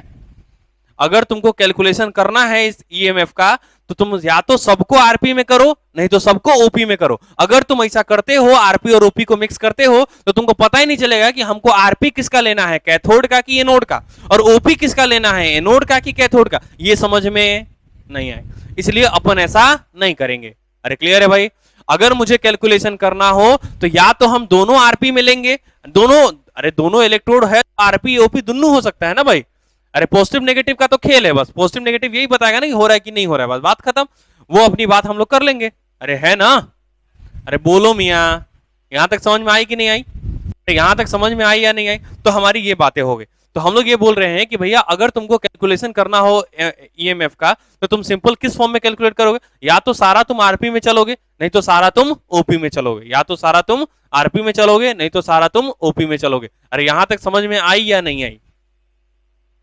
अरे यहां तक बात समझ में आई? लेकिन ऐसा थोड़ी है कि क्वेश्चन में तुमको खाली आरपीए लिख के देगा, नहीं, वो ओपी लिख के भी दे सकता है, वो तुम्हारी मर्जी, तुमको जैसे कैलकुलेट करना वैसे करो। पर मेरा सजेशन होगा कि हर एक क्वेश्चन का जितना ओपी दिया है सबको किस में कन्वर्ट कर लो? आरपी में, खत्म बात। जैसे ही तुम आरपी में कैलकुलेट करोगे एकदम मामला साफ हो जाएगा। और स्टैंडर्ड कंडीशन में अगर प्रोडक्ट कोई भी डाटा दिया है तो उसका अगला आने वाला डाटा भी किस में होगा? स्टैंडर्ड, मतलब वो जो हमारा ईएमएफ ऑफ द सेल है, जो पोटेंशियल है सेल का, वो हमारा स्टैंडर्ड कंडीशन में है। समझ में आ रहा है कि नहीं आ रहा है? अरे आ रहा है कि नहीं आ रहा है? चलो, अगर मान लो ये तो हम लोग बोले ये हमारा कन्वेंशन है, हमेशा हम यही मानेंगे, हमको कैलकुलेट करना हो तो हम इसी से कैलकुलेट करेंगे, ठीक है भाई। लेकिन क्वेश्चन में ओपी दे दे और किसी को मन करे ओपी से कैलकुलेट करने का, तब हम उसकी बात कर लेते हैं, बराबर है क्या। फिर हमारा हो जाएगा ईएमएफ। देखो ईएमएफ को रिप्रेजेंट, अच्छा ये स्टैंडर्ड कंडीशन है ना, तो इसको देखो, ई का मतलब हो गया पोटेंशियल, है ना भाई, सेल का मतलब हो गया बैटरी का पोटेंशियल, और ऊपर नोट लगा दोगे तो स्टैंडर्ड कंडीशन में पोटेंशियल। अरे सही है क्या। तो EMF of the battery at standard condition, वापस देखना, तो इसको हम लोग पूरा क्या बोल सकते हैं, standard EMF of the cell. अरे इसको क्या पढ़ोगे, standard EMF of the cell, standard reduction potential of cathode, standard reduction potential of anode. समझ में आ रहा है क्या। अरे standard reduction potential of anode, standard reduction potential of cathode, standard EMF of the cell, या फिर स्टैंडर्ड पोटेंशियल ऑफ सेल। सही है। तो इसको तुम अगर मान लो कि तुमको अगर कभी ओपी में कैलकुलेट करना है, क्या किस में कैलकुलेट करना है भैया, ओपी में, तब तुम यहां पे किए हो कैथोड माइनस एनोड, उसमें कर दोगे एनोड माइनस कैथोड। क्या करोगे भैया, एनोड माइनस कैथोड। तो यहां पे हो जाएगा ईओपी, ई naught OP, anode minus E naught OP cathode. देखो दोनों ओपी में है क्या, अरे दोनों ओपी। अबे वो छोड़, मैं तुमको एक ट्रिक बताऊंगा ना, घिउड़ा ई फॉर्मूला भी याद करने का जरूरत नहीं है तुमको। मतलब ही नहीं है कि साला कैथोड में से एनोड घटाना है कि एनोड में से कैथोड घटाना है, तुमको घंटा मतलब नहीं रहेगा। हम सीधे डाटा देखेंगे और आंखों आंखों में सॉल्व कर देंगे, कलम चलाने की भी जरूरत नहीं। मतलब सिर्फ हम पोटेंशियल देखेंगे, निकाल देंगे, अच्छा इसका आंसर ये होगा, इसका आंसर ये होगा, सीधे ईएमएफ कैलकुलेट करेंगे आंखों आंखों में। बराबर है क्या, समझ में आ गया। तो देखो तुमको ई भी मत याद रखना कि आरपी और ओपी में क्या अंतर है। क्लियर है भाई, हम कैलकुलेट कर लेंगे आराम से। बस ये ध्यान रखना कि अगर तुम्हारा रिडक्शन हो रहा है तो सब में रिडक्शन कराओ, अगर ऑक्सीडेशन हो रहा है तो जितना डाटा दे रहा है सब में ऑक्सीडेशन कराओ, है ना। बस ये चीज कर लोगे ना भाई, उसके बाद तो भाई क्वेश्चन घिउरा मतलब नहीं भाई। क्वेश्चन को तो इसी से उठा उठा के इधर उधर फेंक देंगे अपन, समझ में आ गया। जितना क्वेश्चन आएगा ना इसे खटा खटा उठा के फेंक देंगे अपन। देखना तुम चैलेंज कर लो भाई, अगर ना बने ना तो भाई हम पढ़ाना छोड़ देंगे। अगर ईएमएफ ऑफ द सेल हम जो बताए ना, अगर ईएमएफ ऑफ द सेल का जो ट्रिक बताऊंगा ना मैं, अगर उससे सॉल्व नहीं हुआ ना भाई, कोई भी क्वेश्चन हो, लेकिन बशर्ते हर एक डाटा तुम या तो आरपी में बदलोगे नहीं तो ओपी में बदलोगे, है ना। ऐसा बिल्कुल नहीं करोगे कि आरपी ओपी मिक्स करोगे भाई।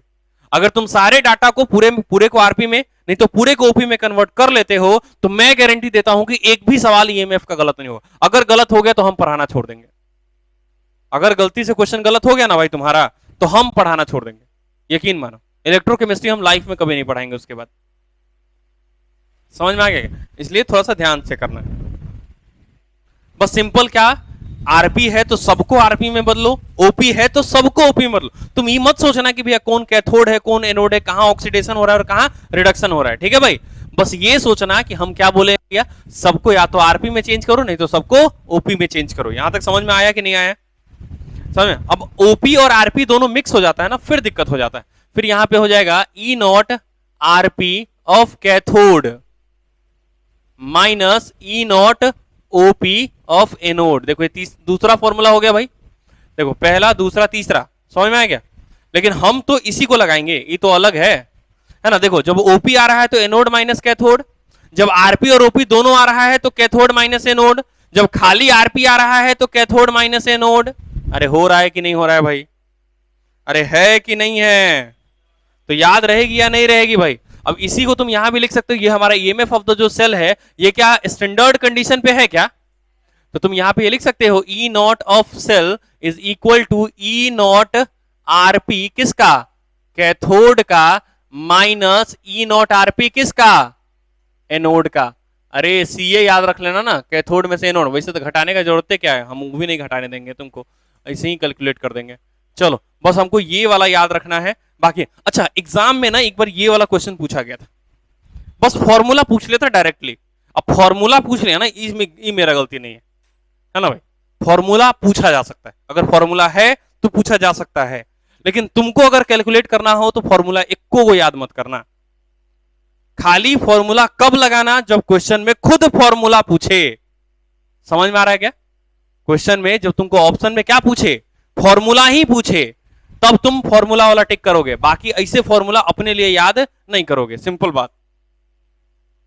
हम लोग ऐसे ही कैलकुलेट कर लेंगे ईएमएफ ऑफ द सेल। हाँ जी, चलो लिखो जल्दी, इंपॉर्टेंट मार्क कर लिए, हो गया। चलो, तो ये समझ में आ गया कि ये नॉट किसको रिप्रेजेंट कर रहा है, standard EMF of the cell. Standard EMF of the cell सबको पढ़ लोगे ना भाई, कहाँ पे नोट लगा है, कहाँ पे क्या पढ़ेंगे क्या नहीं पढ़ेंगे। अरे अरे ये तो स्टैंडर्ड कंडीशन में हो गया ना भाई। अरे कंसंट्रेशन चेंज करेंगे तो फिर चेंज होगा कि नहीं होगा, लेकिन क्या वो स्टैंडर्ड कंडीशन में होगा? नहीं, वो स्टैंडर्ड कंडीशन में नहीं होगा। अरे क्लियर है क्या यहां तक? अरे बोलो मियाँ, क्या यहां तक समझ में आई या बात नहीं आई? अब बोलबे ना नहीं करेगा भाई, मुंह में ना सतुआ सान लेता है सबसे सब।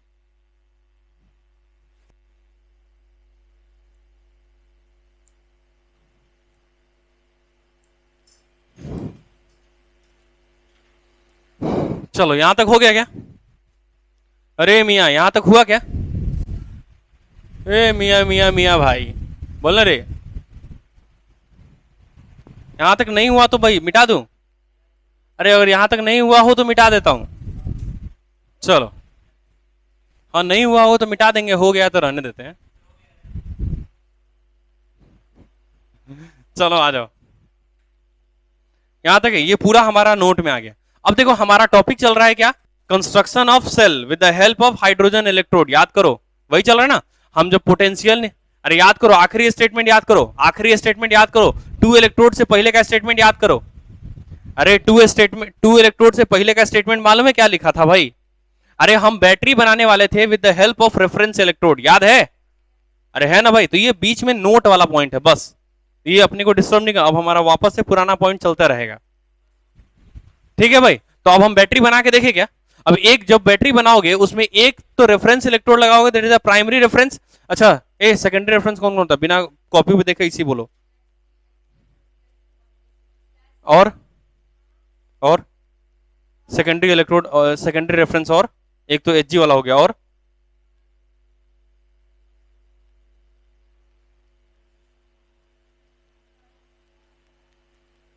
बोलो।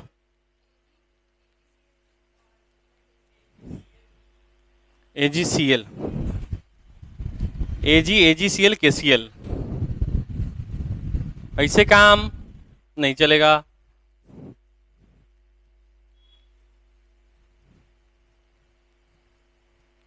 सब याद करो भाई, तुम लोग भी याद नहीं किया था ना? हमको मालूम था, तुमको बोले थे कि सेकेंडरी इलेक्ट्रोड याद कर लेना, नाम पूछा जाता है एग्जाम में, फिर भी तुम लोग नहीं कर रहा है। हम तो भाई सब बता दे रहे हैं कि यहाँ से एग्जाम में क्वेश्चन आएगा, यहाँ से आएगा, यहाँ से आएगा, पर तुम करोगे तब तो। चलो आ जाओ, यहां तक समझ में आई क्या बात? अरे यहां तक क्लियर है क्या? यहां तक सारी बातें क्लियर है? चलो आगे देखते हैं। अब हम लोग ना बैटरी बनाते हैं, क्लियर है भाई? अच्छा बैटरी बनाओगे तो हम कोशिश करते हैं ना जिंक का निकालने की कोशिश करते हैं। कोई तकलीफ है क्या? हम किसका निकालने की कोशिश करते हैं भैया? जिंक का। कैलकुलेट करे क्या जिंक का? अरे बोलो, क्या जिंक का कैलकुलेट करे क्या? चलो कैलकुलेट करते हैं अपन जिंक का, और बताना कि भाई क्या होने वाला है। अरे क्लियर है भाई? अरे बताओगे ना? चलो आ जाओ। तुमको कंसंट्रेशन कितना रखना है ये सब मालूम है भाई? हमको स्टैंडर्ड कंडीशन में निकालना है ना भाई, तब ना स्टैंडर्ड ईएमएफ आएगा। चलो, तो सबसे पहले मेरे को एक बैटरी बनाना है, तो मेरे को एक इलेक्ट्रोड बनाना पड़ेगा, किसका? जैसे मान लो मेरे को जिंक का बनाना है, तो ये देखो मान लो ये वाला हमारा जिंक है, तो भैया ये सॉल्यूशन किसका बनाओगे बोलो जरा। तुम लोग पढ़ ही नहीं रहा है तो हम क्या बोले, अब हम अब नहीं बोल सकते कुछ भी तुम लोगों को। तो ये इसमें क्या डालोगे? ZnSO4 हम डाल लेते हैं, एक एक को डालते हैं। चलो इसके बाद एक और हम कंटेनर लिए, ठीक है। यहाँ पे तुम क्या किए, इस तरह का कुछ स्ट्रक्चर याद है हाइड्रोजन को इंसर्ट करने के लिए, ठीक है। यहाँ पे एक हमारा मेटल ब्लॉक हो गया इस तरह, और ये हो गया जुड़ा हो गया वायर से, सही है, ये वाला वायर से जुड़ गया। यहाँ पे तुम बीच में लगा दोगे क्या? पोटेंशियोमीटर। अरे तबे ना पोटेंशियल बताएगा इसका, पोटेंशियो मीटर लगा दिए हम लोग यहाँ पे, पोटेंशियोमीटर लगा दिए। अरे कोई दिक्कत है क्या? अच्छा बताओ जरा, ये यहाँ पे जो लिक्विड होगा वो सब में H+ होगा ना, अगर ये हाइड्रोजन है तो? अरे होगा ना। तो यहाँ पे H+ का कंसंट्रेशन, इसका साइन कंसंट्रेशन होता है ना, ये कितना है भैया? 1 मोलर है। यहाँ पे हम लोग H2 गैस पास करेंगे यहाँ से, और कितना बार प्रेशर मेंटेन करेंगे? 1 बार यहाँ पे प्रेशर तुम मेंटेन करोगे। ये वाला हमारा प्लेटिनम का वायर होगा। अरे सही है ना? बताओ क्या हमारा सर्किट कंप्लीट हो गया क्या? नहीं। अभी हमारा सॉल्ट ब्रिज लगाना बाकी है। देखो ये हमने यहाँ पे सॉल्ट ब्रिज लगा दिया, क्या बैटरी बन गया क्या हमारा? अरे बोलो, क्या ये हमारा बैटरी बन गया है क्या? अब बताओ इस तरफ जो है ये क्या है, एनोड है कि कैथोड है? ऑक्सीडेशन होगा कि रिडक्शन? ऑक्सीडेशन, कराओ ऑक्सीडेशन। तो जिंक हमारे पास सॉलिड है, ये कन्वर्ट हो जाएगा जिंक +2 एक्वस में और साथ में 2 इलेक्ट्रॉन में, सही है। और इस तरफ ऑक्सीडेशन होगा कि रिडक्शन? रिडक्शन। तो इस तरफ क्या बनेगा, 2H प्लस 2 इलेक्ट्रॉन को रिसीव करेगा और बना देगा H2 गैस और वो बाहर निकल जाएगा, सही है क्या? अरे यही क्या दोनों तरफ रिएक्शन चल रहा होगा क्या? अरे बोलो। और हमको पता है कि भैया ये इलेक्ट्रॉन रिसीव करे चाहे छोड़े, इसका पोटेंशियल तो हम जीरो ही मानेंगे। इसका पोटेंशियल हम क्या मानेंगे, जीरो। क्या मानोगे इसका पोटेंशियल? अरे आया कि नहीं आया, यहां तक समझ में आई? अब तुम देखना, अब तुम ये वाला फॉर्मूला लगा सकते हो क्या? ये वाला फॉर्मूला लगा सकते हो? बताओ तो क्या था, सीधे आरपी था, कैथोड माइनस में सीए, चार्टर अकाउंटेंट है ना भाई। तो यहाँ पे तुम सिंपल क्या फॉर्मूला लगा सकते हो, बोलो जरा। यहाँ पे हो जाएगा ई नॉट ऑफ सेल, मतलब EMF, standard EMF of the cell, क्योंकि स्टैंडर्ड कंडीशन है ना भाई। और ये भी हम कितना लिए हैं, 1 मोलर, सही है। तो ये EMF of the cell is equal to क्या हो जाएगा, E naught RP of cathode minus E naught RP of anode. और तुमको पता है कि हाइड्रोजन यहाँ पे कैथोड की तरह बिहेव कर रहा है। अरे क्या तुमको पता है क्या कि यहाँ पे हमारा हाइड्रोजन किसकी तरह बिहेव कर रहा है? और हाइड्रोजन के लिए चाहे उसका रिडक्शन पोटेंशियल हो चाहे ऑक्सीडेशन पोटेंशियल है, हम कितना मानते हैं, जीरो। अरे बताया था, जो भी हमारा रेफरेंस इलेक्ट्रॉन होता है उसके पोटेंशियल को हम क्या मानते हैं, जीरो। मतलब इसका पोटेंशियल क्या हो गया भैया, जीरो। अब बताओ, हम पोटेंशियोमीटर यूज किए हैं, तो जब पोटेंशियोमीटर यूज करेंगे तो potentiometer EMF of the cell मेरे को दिखा देगा कि नहीं? अरे दिखा देगा ना मेरे को ईएमएफ ऑफ द सेल घूम घाम के। अरे वो दिखा देगा सीधे, वो तो डिजिटल होता है ना, डिजिटली रिप्रेजेंट कर देगा कि हाँ इतना वोल्ट है यहाँ पे करंट। अरे है या नहीं है? अरे है ना। तो सिंपल देखो, अगर मान इसका, जब इसको तुम जिंक से बनाते हो ऐसा कुछ, तो ये हमारा ईएमएफ ऑफ द जो सेल आता है ना, वो आता है 0.76 वोल्ट आया। तो इसका मतलब 0.76 वोल्ट मेरे को डिजिटली दिखा रहा है।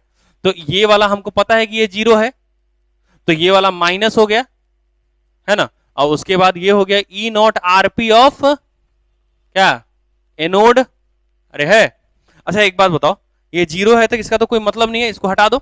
अब ये देखो, ई नॉट आरपी इधर ले आओ और इसको इधर ले जाओ, क्या ये आरपी -76 है? अच्छा आरपी -76 आया, इसका मतलब निकालो। आरपी का मतलब रिडक्शन, हम रिडक्शन करवाना चाहते हैं ना। अरे आरपी का मतलब रिडक्शन है ना, और हम जिंक का रिडक्शन करवा सकते हैं। क्या जिंक अपना इलेक्ट्रॉन लेता है कि छोड़ता है? तो नॉर्मल सी बात है ना, नेगेटिव आना चाहिए था। अबे आ रहा है कि नहीं आ रहा है? तो क्या तुम यहां से कैलकुलेट कर सकते हो क्या, इसको उठा के हम यहां लाएं तो ये हो जाएगा क्या, ई नॉट आरपी ऑफ क्या है यहाँ पे, जिंक। अच्छा आरपी जिंक मतलब जिंक +2 से जिंक रिडक्शन। अरे जिंक +2 से जिंक, अरे है, इज इक्वल टू कितना आएगा, ये उधर जाएगा तो -0.76, माइनस हुआ तो यही ना रहेगा रे, ये माइनस वो भाग जाएगा, -0.76, सही है। और अगर तुम यही कैलकुलेट करो ई नॉट जिंक से जिंक +2, तो ये आ जाएगा हमारा +0.76 वोल्ट। अरे कैलकुलेट हो रहा है कि नहीं हो रहा है? तो क्या अगर हम हाइड्रोजन इलेक्ट्रोड की मदद से अगर हम बैटरी बनाएं, तो क्या हम उसका वोल्टेज कैलकुलेट कर सकते हैं आसानी से? देखो, क्या हम जिंक मेटल का पोटेंशियल कैलकुलेट कर लिए क्या? देखो, अरे ये तो हमको मालूम चल गया था डिजिटली यहां से। अरे ये वाला डाटा ना अपने को मालूम चल जाएगा इसको देख के, पोटेंशियोमीटर को देख के, समझ में? क्योंकि पोटेंशियोमीटर का काम ही यहाँ है कि जब वो करंट पास करेगा तो वहां के वोल्टेज को दिखा देगा कि यहाँ पे कितना वोल्ट करंट आ रहा है ना, समझ में आएगा?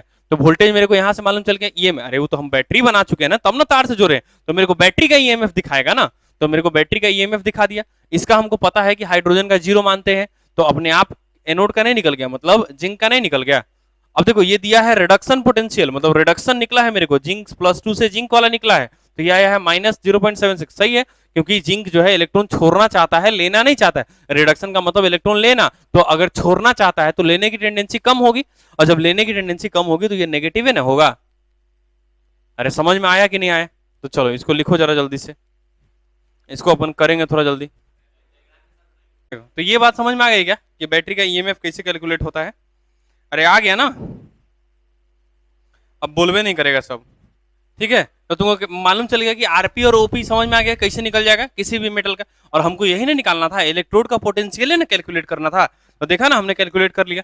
तो उसके बाद अब आगे लिखेंगे, अब आगे लिखेंगे, इसमें स्टेटमेंट लिखेंगे, इसमें स्टेटमेंट लिखेंगे, नॉर्मल स्टेटमेंट है, in such a way, in such a way, in such a way electrode potential, electrode potential, in such a way electrode potential of various element, इसी तरीके से जैसे मान लो एल्यूमिनियम का निकालना तो एल्यूमिनियम और हाइड्रोजन का बना लिए, ठीक है भाई। In such a way electrode potential of various element, electrode potential of various element are calculated and they were arranged, are calculated and they were arranged, and they were arranged in a series, they were arranged in a series, they were arranged in a series of reduction potential, of reduction potential of reduction or oxidation potential, of reduction potential or of oxidation potential known as electrochemical series, known as electrochemical series, known as electrochemical series। अच्छा हम लोग किसको importance दे रहे थे? known as electrochemical series, ECS, electrochemical series, समझना। अब तो भाई जिसका पूरा फुल पेज होगा ना केवल वही लिखना आप, बराबर है क्या? पूरा फुल पेज चाहिए अपने को। या फिर अगर ऐसा करो जिसका इतना ही बचा हुआ है ना तो इधर लिखना, फिर अगले पेज में जाके फिर कंटिन्यू कर देना। समझ में आया क्या? चलो मैं बोर्ड पे लिखता हूं, देखना तुम लोग कैसे अरेंज करोगे, ठीक है भाई। चलो तो हम इसकी मदद से ना बहुत सारे एलिमेंट का क्या किए हम लोग, पोटेंशियल निकाल लिए, और हमने एक पूरा सीक्वेंस बना लिए, किसका पोटेंशियल ज्यादा, किसका कम, उससे कम, उससे कम, उससे कम, उससे कम, उससे कम, पूरा एक सीरीज तैयार कर लिए। क्या किए हम लोग एक, अब सबका डाटा तो मेरे को याद नहीं रखना पड़ेगा, पर मेरे को सीक्वेंस याद रखना पड़ेगा, ताकि मेरे को क्या मालूम चलता रहे कि भैया किसका पोटेंशियल ज्यादा है और किसका पोटेंशियल कम है। समझ में आ रहा है क्या? किसका पोटेंशियल ज्यादा है और किसका पोटेंशियल कम है, ये बात मेरे को मालूम होता रहे। कोई तकलीफ है क्या यहां तक? अरे यहां तक बात समझ में आ गई भाई? तो अपन देखेंगे यहाँ पे, समझना। तो हम लोग बात करते हैं कुछ एलिमेंट की, उसके बाद हम लोग बात करेंगे उसके रिएक्शन की, उसके बाद हम लोग बात करेंगे उसके, और हम लोग क्या करेंगे ना, हम लोग यहाँ पे ना ई नॉट आरपी ही कैलकुलेट करेंगे, ई नॉट ओपी नहीं। आरपी तुमको मालूम होगा अपने आप, ओपी निकाल लोगे ना भाई? नहीं निकाल लोगे? चलो आ जाओ। तो हमारे पास कॉपी को तुम डिवाइड कर लेना इस तरह से, है ना भाई। देखो सबसे पहले हम एलिमेंट को मान रहे, फिर हम लोग हाफ सेल रिएक्शन, अरे एक ही एलिमेंट डालेंगे तो एक ही ना सेल रिएक्शन हुआ, तो हमारे पास हाफ सेल रिएक्शन हो जाएगा, और उसके बाद हमारे पास हो जाएगा उसका ई नॉट आरपी हम कैलकुलेट कर रहे हैं। ठीक है भाई, क्या कैलकुलेट कर रहे हैं हम लोग? ई नॉट आरपी। याद रखना एनसीईआरटी में ई नॉट ओपी के फॉर्म में अरेंज किया हुआ है। किसमें ये अरेंज किया है? ई नॉट ओपी में। हम किसमें अरेंज कर रहे हैं? ई नॉट आरपी में। मतलब फिक्स हो गया कि एनसीईआरटी का ठीक उल्टा सीरीज हमारा चल रहा होगा, है ना। वो एनसीईआरटी वैसे दिया है, हम ऐसे दिए। क्लियर है भाई? अरे क्लियर है ना? तो चलो, तो हम लोग एलिमेंट का नाम लिखेंगे और उसके अनुसार अरेंज करेंगे। तो सबसे ऊपर है हमारे पास लिथियम, फिर है हमारे पास पोटेशियम, फिर है हमारे पास बेरियम, फिर है हमारे पास स्ट्रोंशियम, फिर हमारे पास कैल्शियम, फिर हमारे पास सोडियम, फिर हमारे पास मैग्नीशियम, फिर हमारे पास एल्यूमिनियम, फिर है हमारे पास Mn, फिर है हमारे पास H2O। ठीक है भाई, समझना जरा। लिथियम की बात करें तो यहाँ पे रिडक्शन करना है ना लिथियम का, देखो ना लिथियम का रिडक्शन करवाना है। अच्छा लिथियम का रिडक्शन करवाना है मतलब लिथियम प्लस जो है वो एक इलेक्ट्रॉन को रिसीव करके किस में जाता होगा? लिथियम सॉलिड में जाता होगा। अरे रिडक्शन हो रहा है कि नहीं हो रहा है? देखो तो जरा, अरे रिडक्शन दिख रहा है कि नहीं दिख रहा है? लेकिन लिथियम प्लस का टेंडेंसी होता है क्या इलेक्ट्रॉन रिसीव करने की? अरे लिथियम प्लस की टेंडेंसी नहीं होती है रिसीव करने की। मतलब आरपी जो है ना इसका वैल्यू बहुत कम आना चाहिए। अरे सही है ना, इसका आरपी वैल्यू बहुत कम आना चाहिए। देखो तो इसका आरपी वैल्यू आता है -3.05 वोल्ट। कितना आता है? -3.05 वोल्ट। हम बोल रहे हैं ना कि भैया हम आरपी कैलकुलेट, जो आरपी नहीं कर सकता है, देखो ये एकदम रिड्यूस नहीं होना चाहता है, तो इसके नीचे वाला थोड़ा बहुत रिड्यूस होना चाहता होगा, तो ये क्या क्या करना चाहता होगा, पोटेशियम प्लस जो है जब वो एक इलेक्ट्रॉन को रिसीव करेगा तो क्या बनाएगा बताओ तो जरा, पोटेशियम सॉलिड बनाएगा कि नहीं बनाएगा, अरे बनाएगा ना। और इसके लिए हम आरपी बोल रहे हैं कि इसके लिए आरपी होता है -2.93 वोल्ट। कितना होता है? -2.93 वोल्ट। बताओ देखो जरा, क्या ईओपी बढ़ रहा है क्या? ईओपी बढ़ रहा है क्या? ईओपी और आरपी, देखो आरपी बढ़ रहा है, ईओपी घट रहा है ना भाई? अरे समझ में आ रहा है? नहीं देखो, किसी ना किसी का तो माइनस आना ही है। बस तुम सिंपल समझो कि जो हम सबसे ऊपर वाला लिए हैं वो आरपी में लिए हैं, मतलब वो रिड्यूस बिल्कुल नहीं होना चाहता है, मतलब 1% रिड्यूस नहीं होना चाहता है। मतलब पूरा पूछे कि भैया पूरे पीरियोडिक टेबल में सबसे ज्यादा इलेक्ट्रॉन देने की टेंडेंसी किसकी है, तो वो है लिथियम की। ये पहले भी बता चुका है ना भाई, बोला था कि भैया इलेक्ट्रोपॉजिटिव मेटल होता है लिथियम, बताया था कि ये फर्स्ट ग्रुप में सबसे ज्यादा इलेक्ट्रॉन देने की टेंडेंसी किसमें होती है? लिथियम। वो तुरंत अपना इलेक्ट्रॉन दे देगा, मतलब वो ऑक्सीडाइज हो जाएगा आसानी से, है ना भाई, लेकिन रिड्यूस जल्दी नहीं होगा।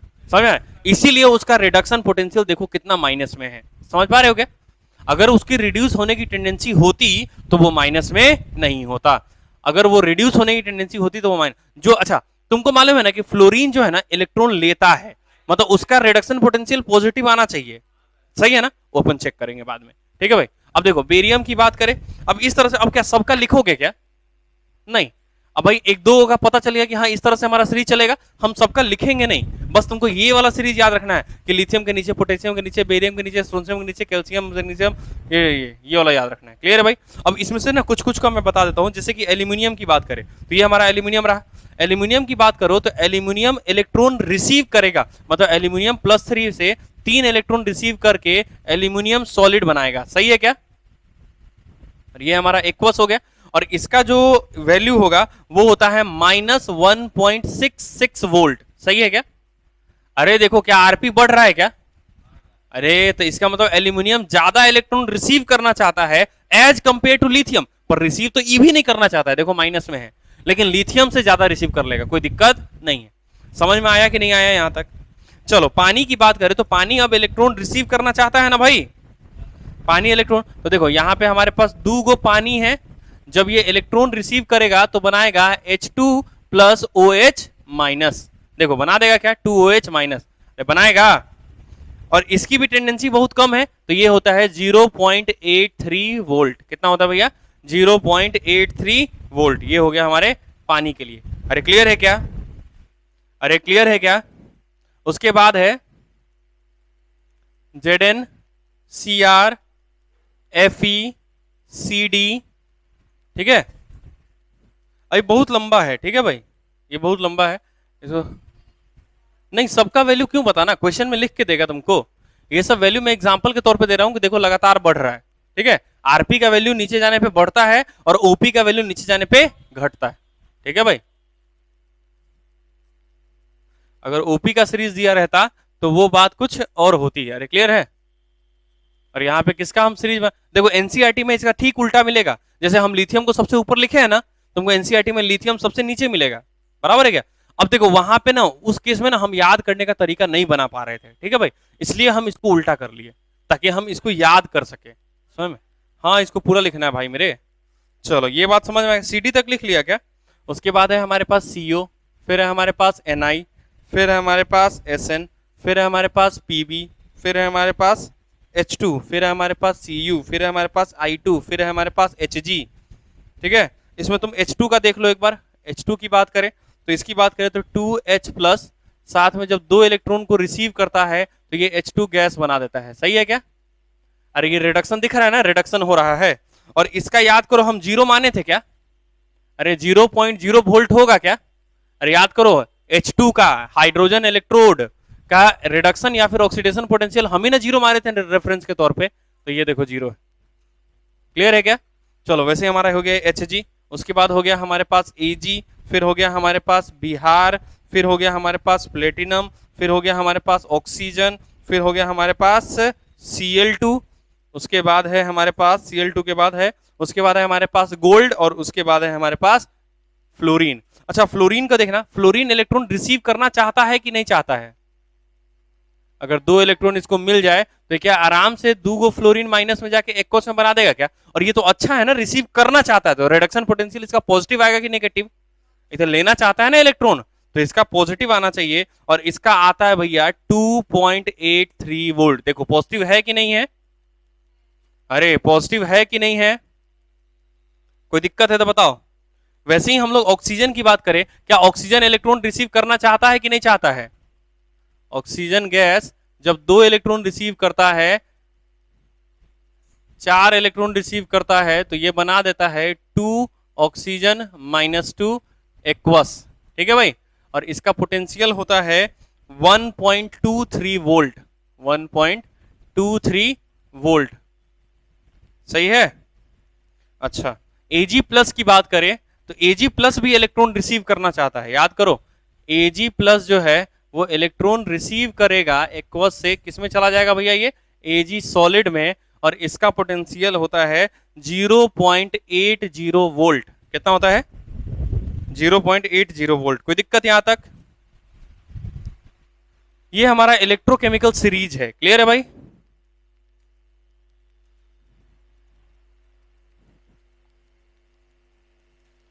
यहां तक हुआ क्या? इसको लिखो जरा, इसको पूरा लिखो, इसके बाद फिर मैं आगे समझाता हूं।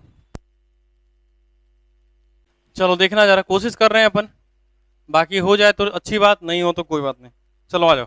देखो, याद रखने का तरीका, क्योंकि भैया इसको पूरा को याद रखना मुश्किल काम है। तुमको मेनली अगर कहीं तक तुमको नहीं याद है तो कम से कम हाइड्रोजन तक तो तुमको याद होना ही चाहिए। ठीक है भाई, मिनिमम हाइड्रोजन तक तुमको याद होना चाहिए। वैसे तो याद पूरा ही होना चाहिए भाई, इंपॉर्टेंट पूरा ही है, लेकिन कम से कम हाइड्रोजन तक याद होना चाहिए, एकदम लाइन बाय लाइन, ये इसके नीचे, ये इसके नीचे, ये इसके, और तुमको पता होना चाहिए कि भैया ये आरपी है। तुमको क्या पता होना चाहिए? ये आरपी है। अब तुम देखो, इसका जो है ना आरपी कम है, मतलब इसका ऑक्सीडेशन ज्यादा हो रहा होगा, और जिसका ऑक्सीडेशन ज्यादा होगा वो एनोड बनेगा, मतलब नीचे वाला अपने आप कैथोड बनेगा। हाँ? मतलब इसके इस सीरीज में, अरे इस सीरीज में जो ऊपर आ रहा होगा वो एनोड बनेगा, जो नीचे आ रहा होगा वो कैथोड बनेगा। हम जानबूझ के आरपी में किए हैं ताकि एनोड से कैथोड, समझ में ABC आ जाए। समझ में आ रहा है क्या? और अगर एनसीईआरटी का तुम सीरीज लिखते तो उस कंडीशन में क्या होता, वो ओपी के फॉर्म में दिया है तो ऊपर कैथोड बनता, नीचे वाला एनोड बनता। समझ में आ रहा है क्या? तो वो अंतर हो जाता। इधर देखना जरा, तो हम लोग यहाँ पे क्या बात करें, देखो इसको याद करने का तरीका, ले कर बार बार सरकार का नाम मांगे अली महान पानी, मतलब वाटर। ठीक है, उसके बाद है जान कर फेंके सीडी, सीडी कैसेट नहीं होता है, कॉम्पैक्ट डिस्क, हाँ वही, जानकर फेंके सीडी कोई नीचे सुनो प्रभात है।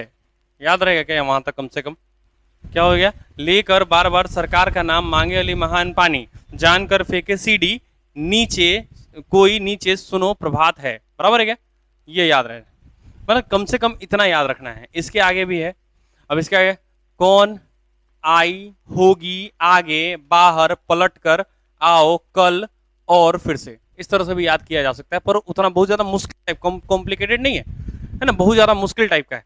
तो अपन याद तो उसी तरीके से करेंगे, कॉम्प्लिकेटेड हो चाहे आसान हो, क्योंकि भैया और कोई दूसरा तरीका अपने से बना ही नहीं। क्लियर है भाई? और कोई दूसरा तरीका मेरे से नहीं बना, सीधा सीधा। अगर तुमसे बन जाए तो अच्छी बात है, नहीं कोशिश करना, अगर बन जाए तो अच्छी बात है, नहीं तो मेरा जो है उसको याद करो, सीधा सीधा बात है। तो याद रखना, लेकर बार बार सरकार का नाम मांगे अली महान पानी, जानकर फेंके सीडे कोई नीचे सुनो प्रभात है क्या? कोई नीचे सुनो प्रभात है। उसके बाद कौन आई होगी होगी आगे बाहर पलट कर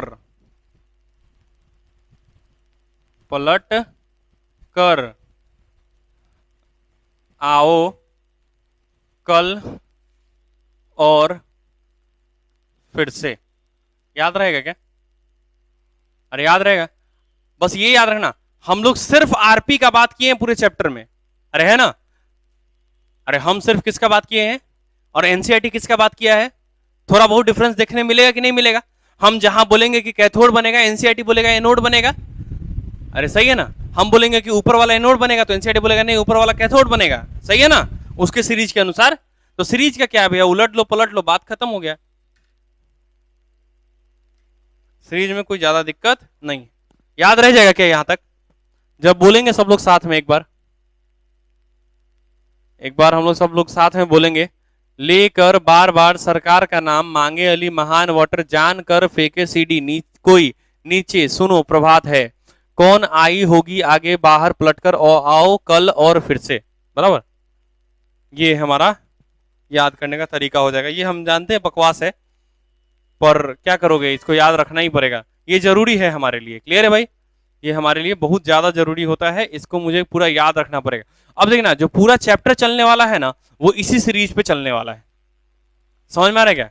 अब जो हमारा पूरा चैप्टर चलने वाला है वो इसी सीरीज पे चलने वाला है, तो इस चैप्टर को तुमको याद रखना ही पड़ेगा, इस सीरीज को तुमको याद रखना ही पड़ेगा। हाँ, आओ कल और फिर से।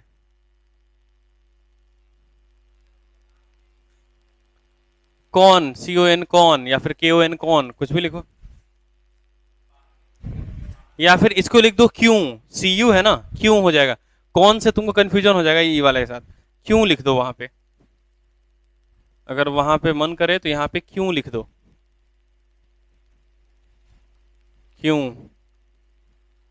ठीक है? कौन आई होगी आगे बाहर पलटकर, आओ कल और फिर से, बस खत्म। क्लियर है क्या?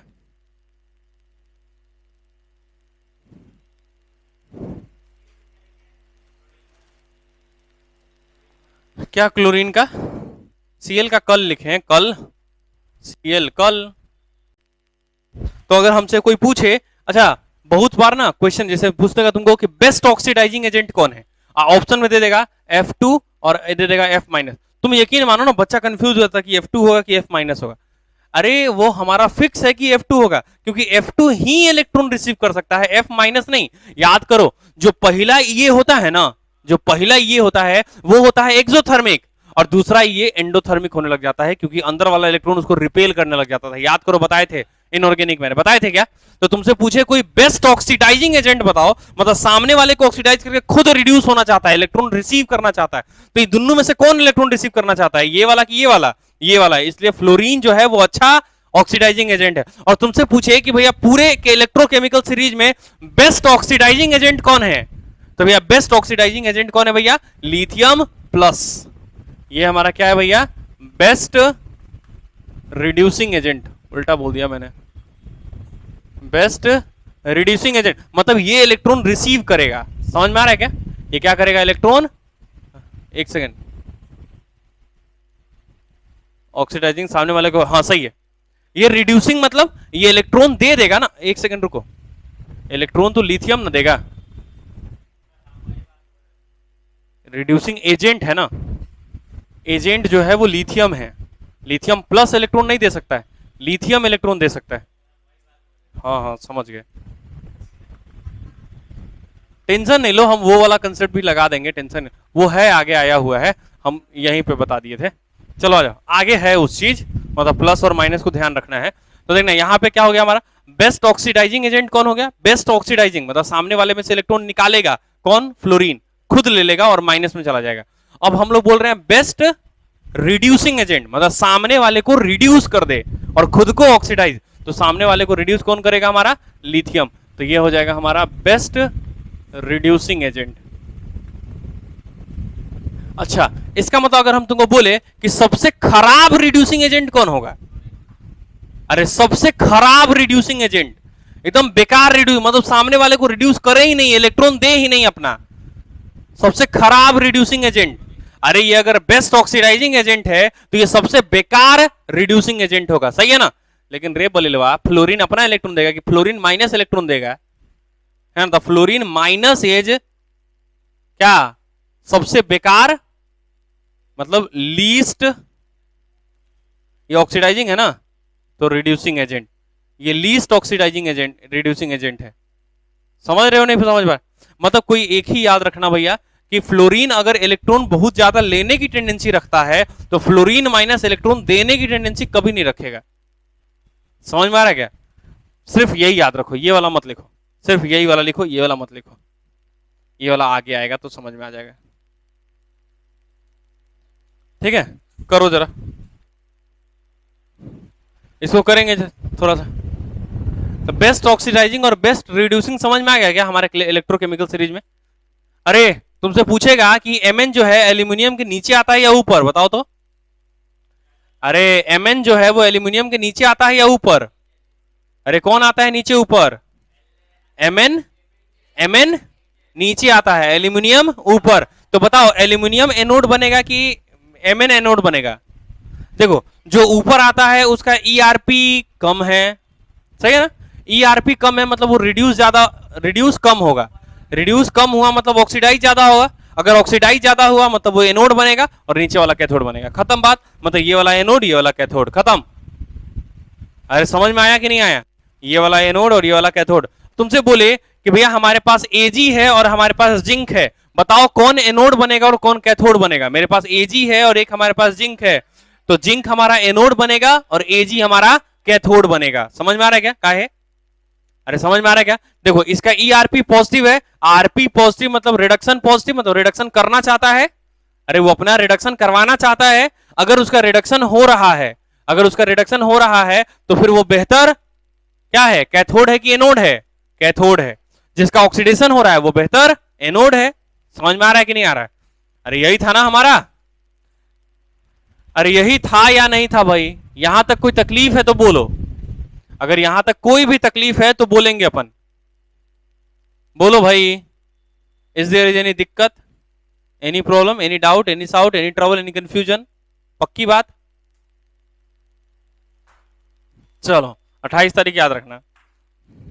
चलो आ जाओ, ये बात क्लियर है क्या? इसको मिटा दूं क्या? इलेक्ट्रोकेमिकल सीरीज समझ में आ गया कि क्या होता है? अरे समझ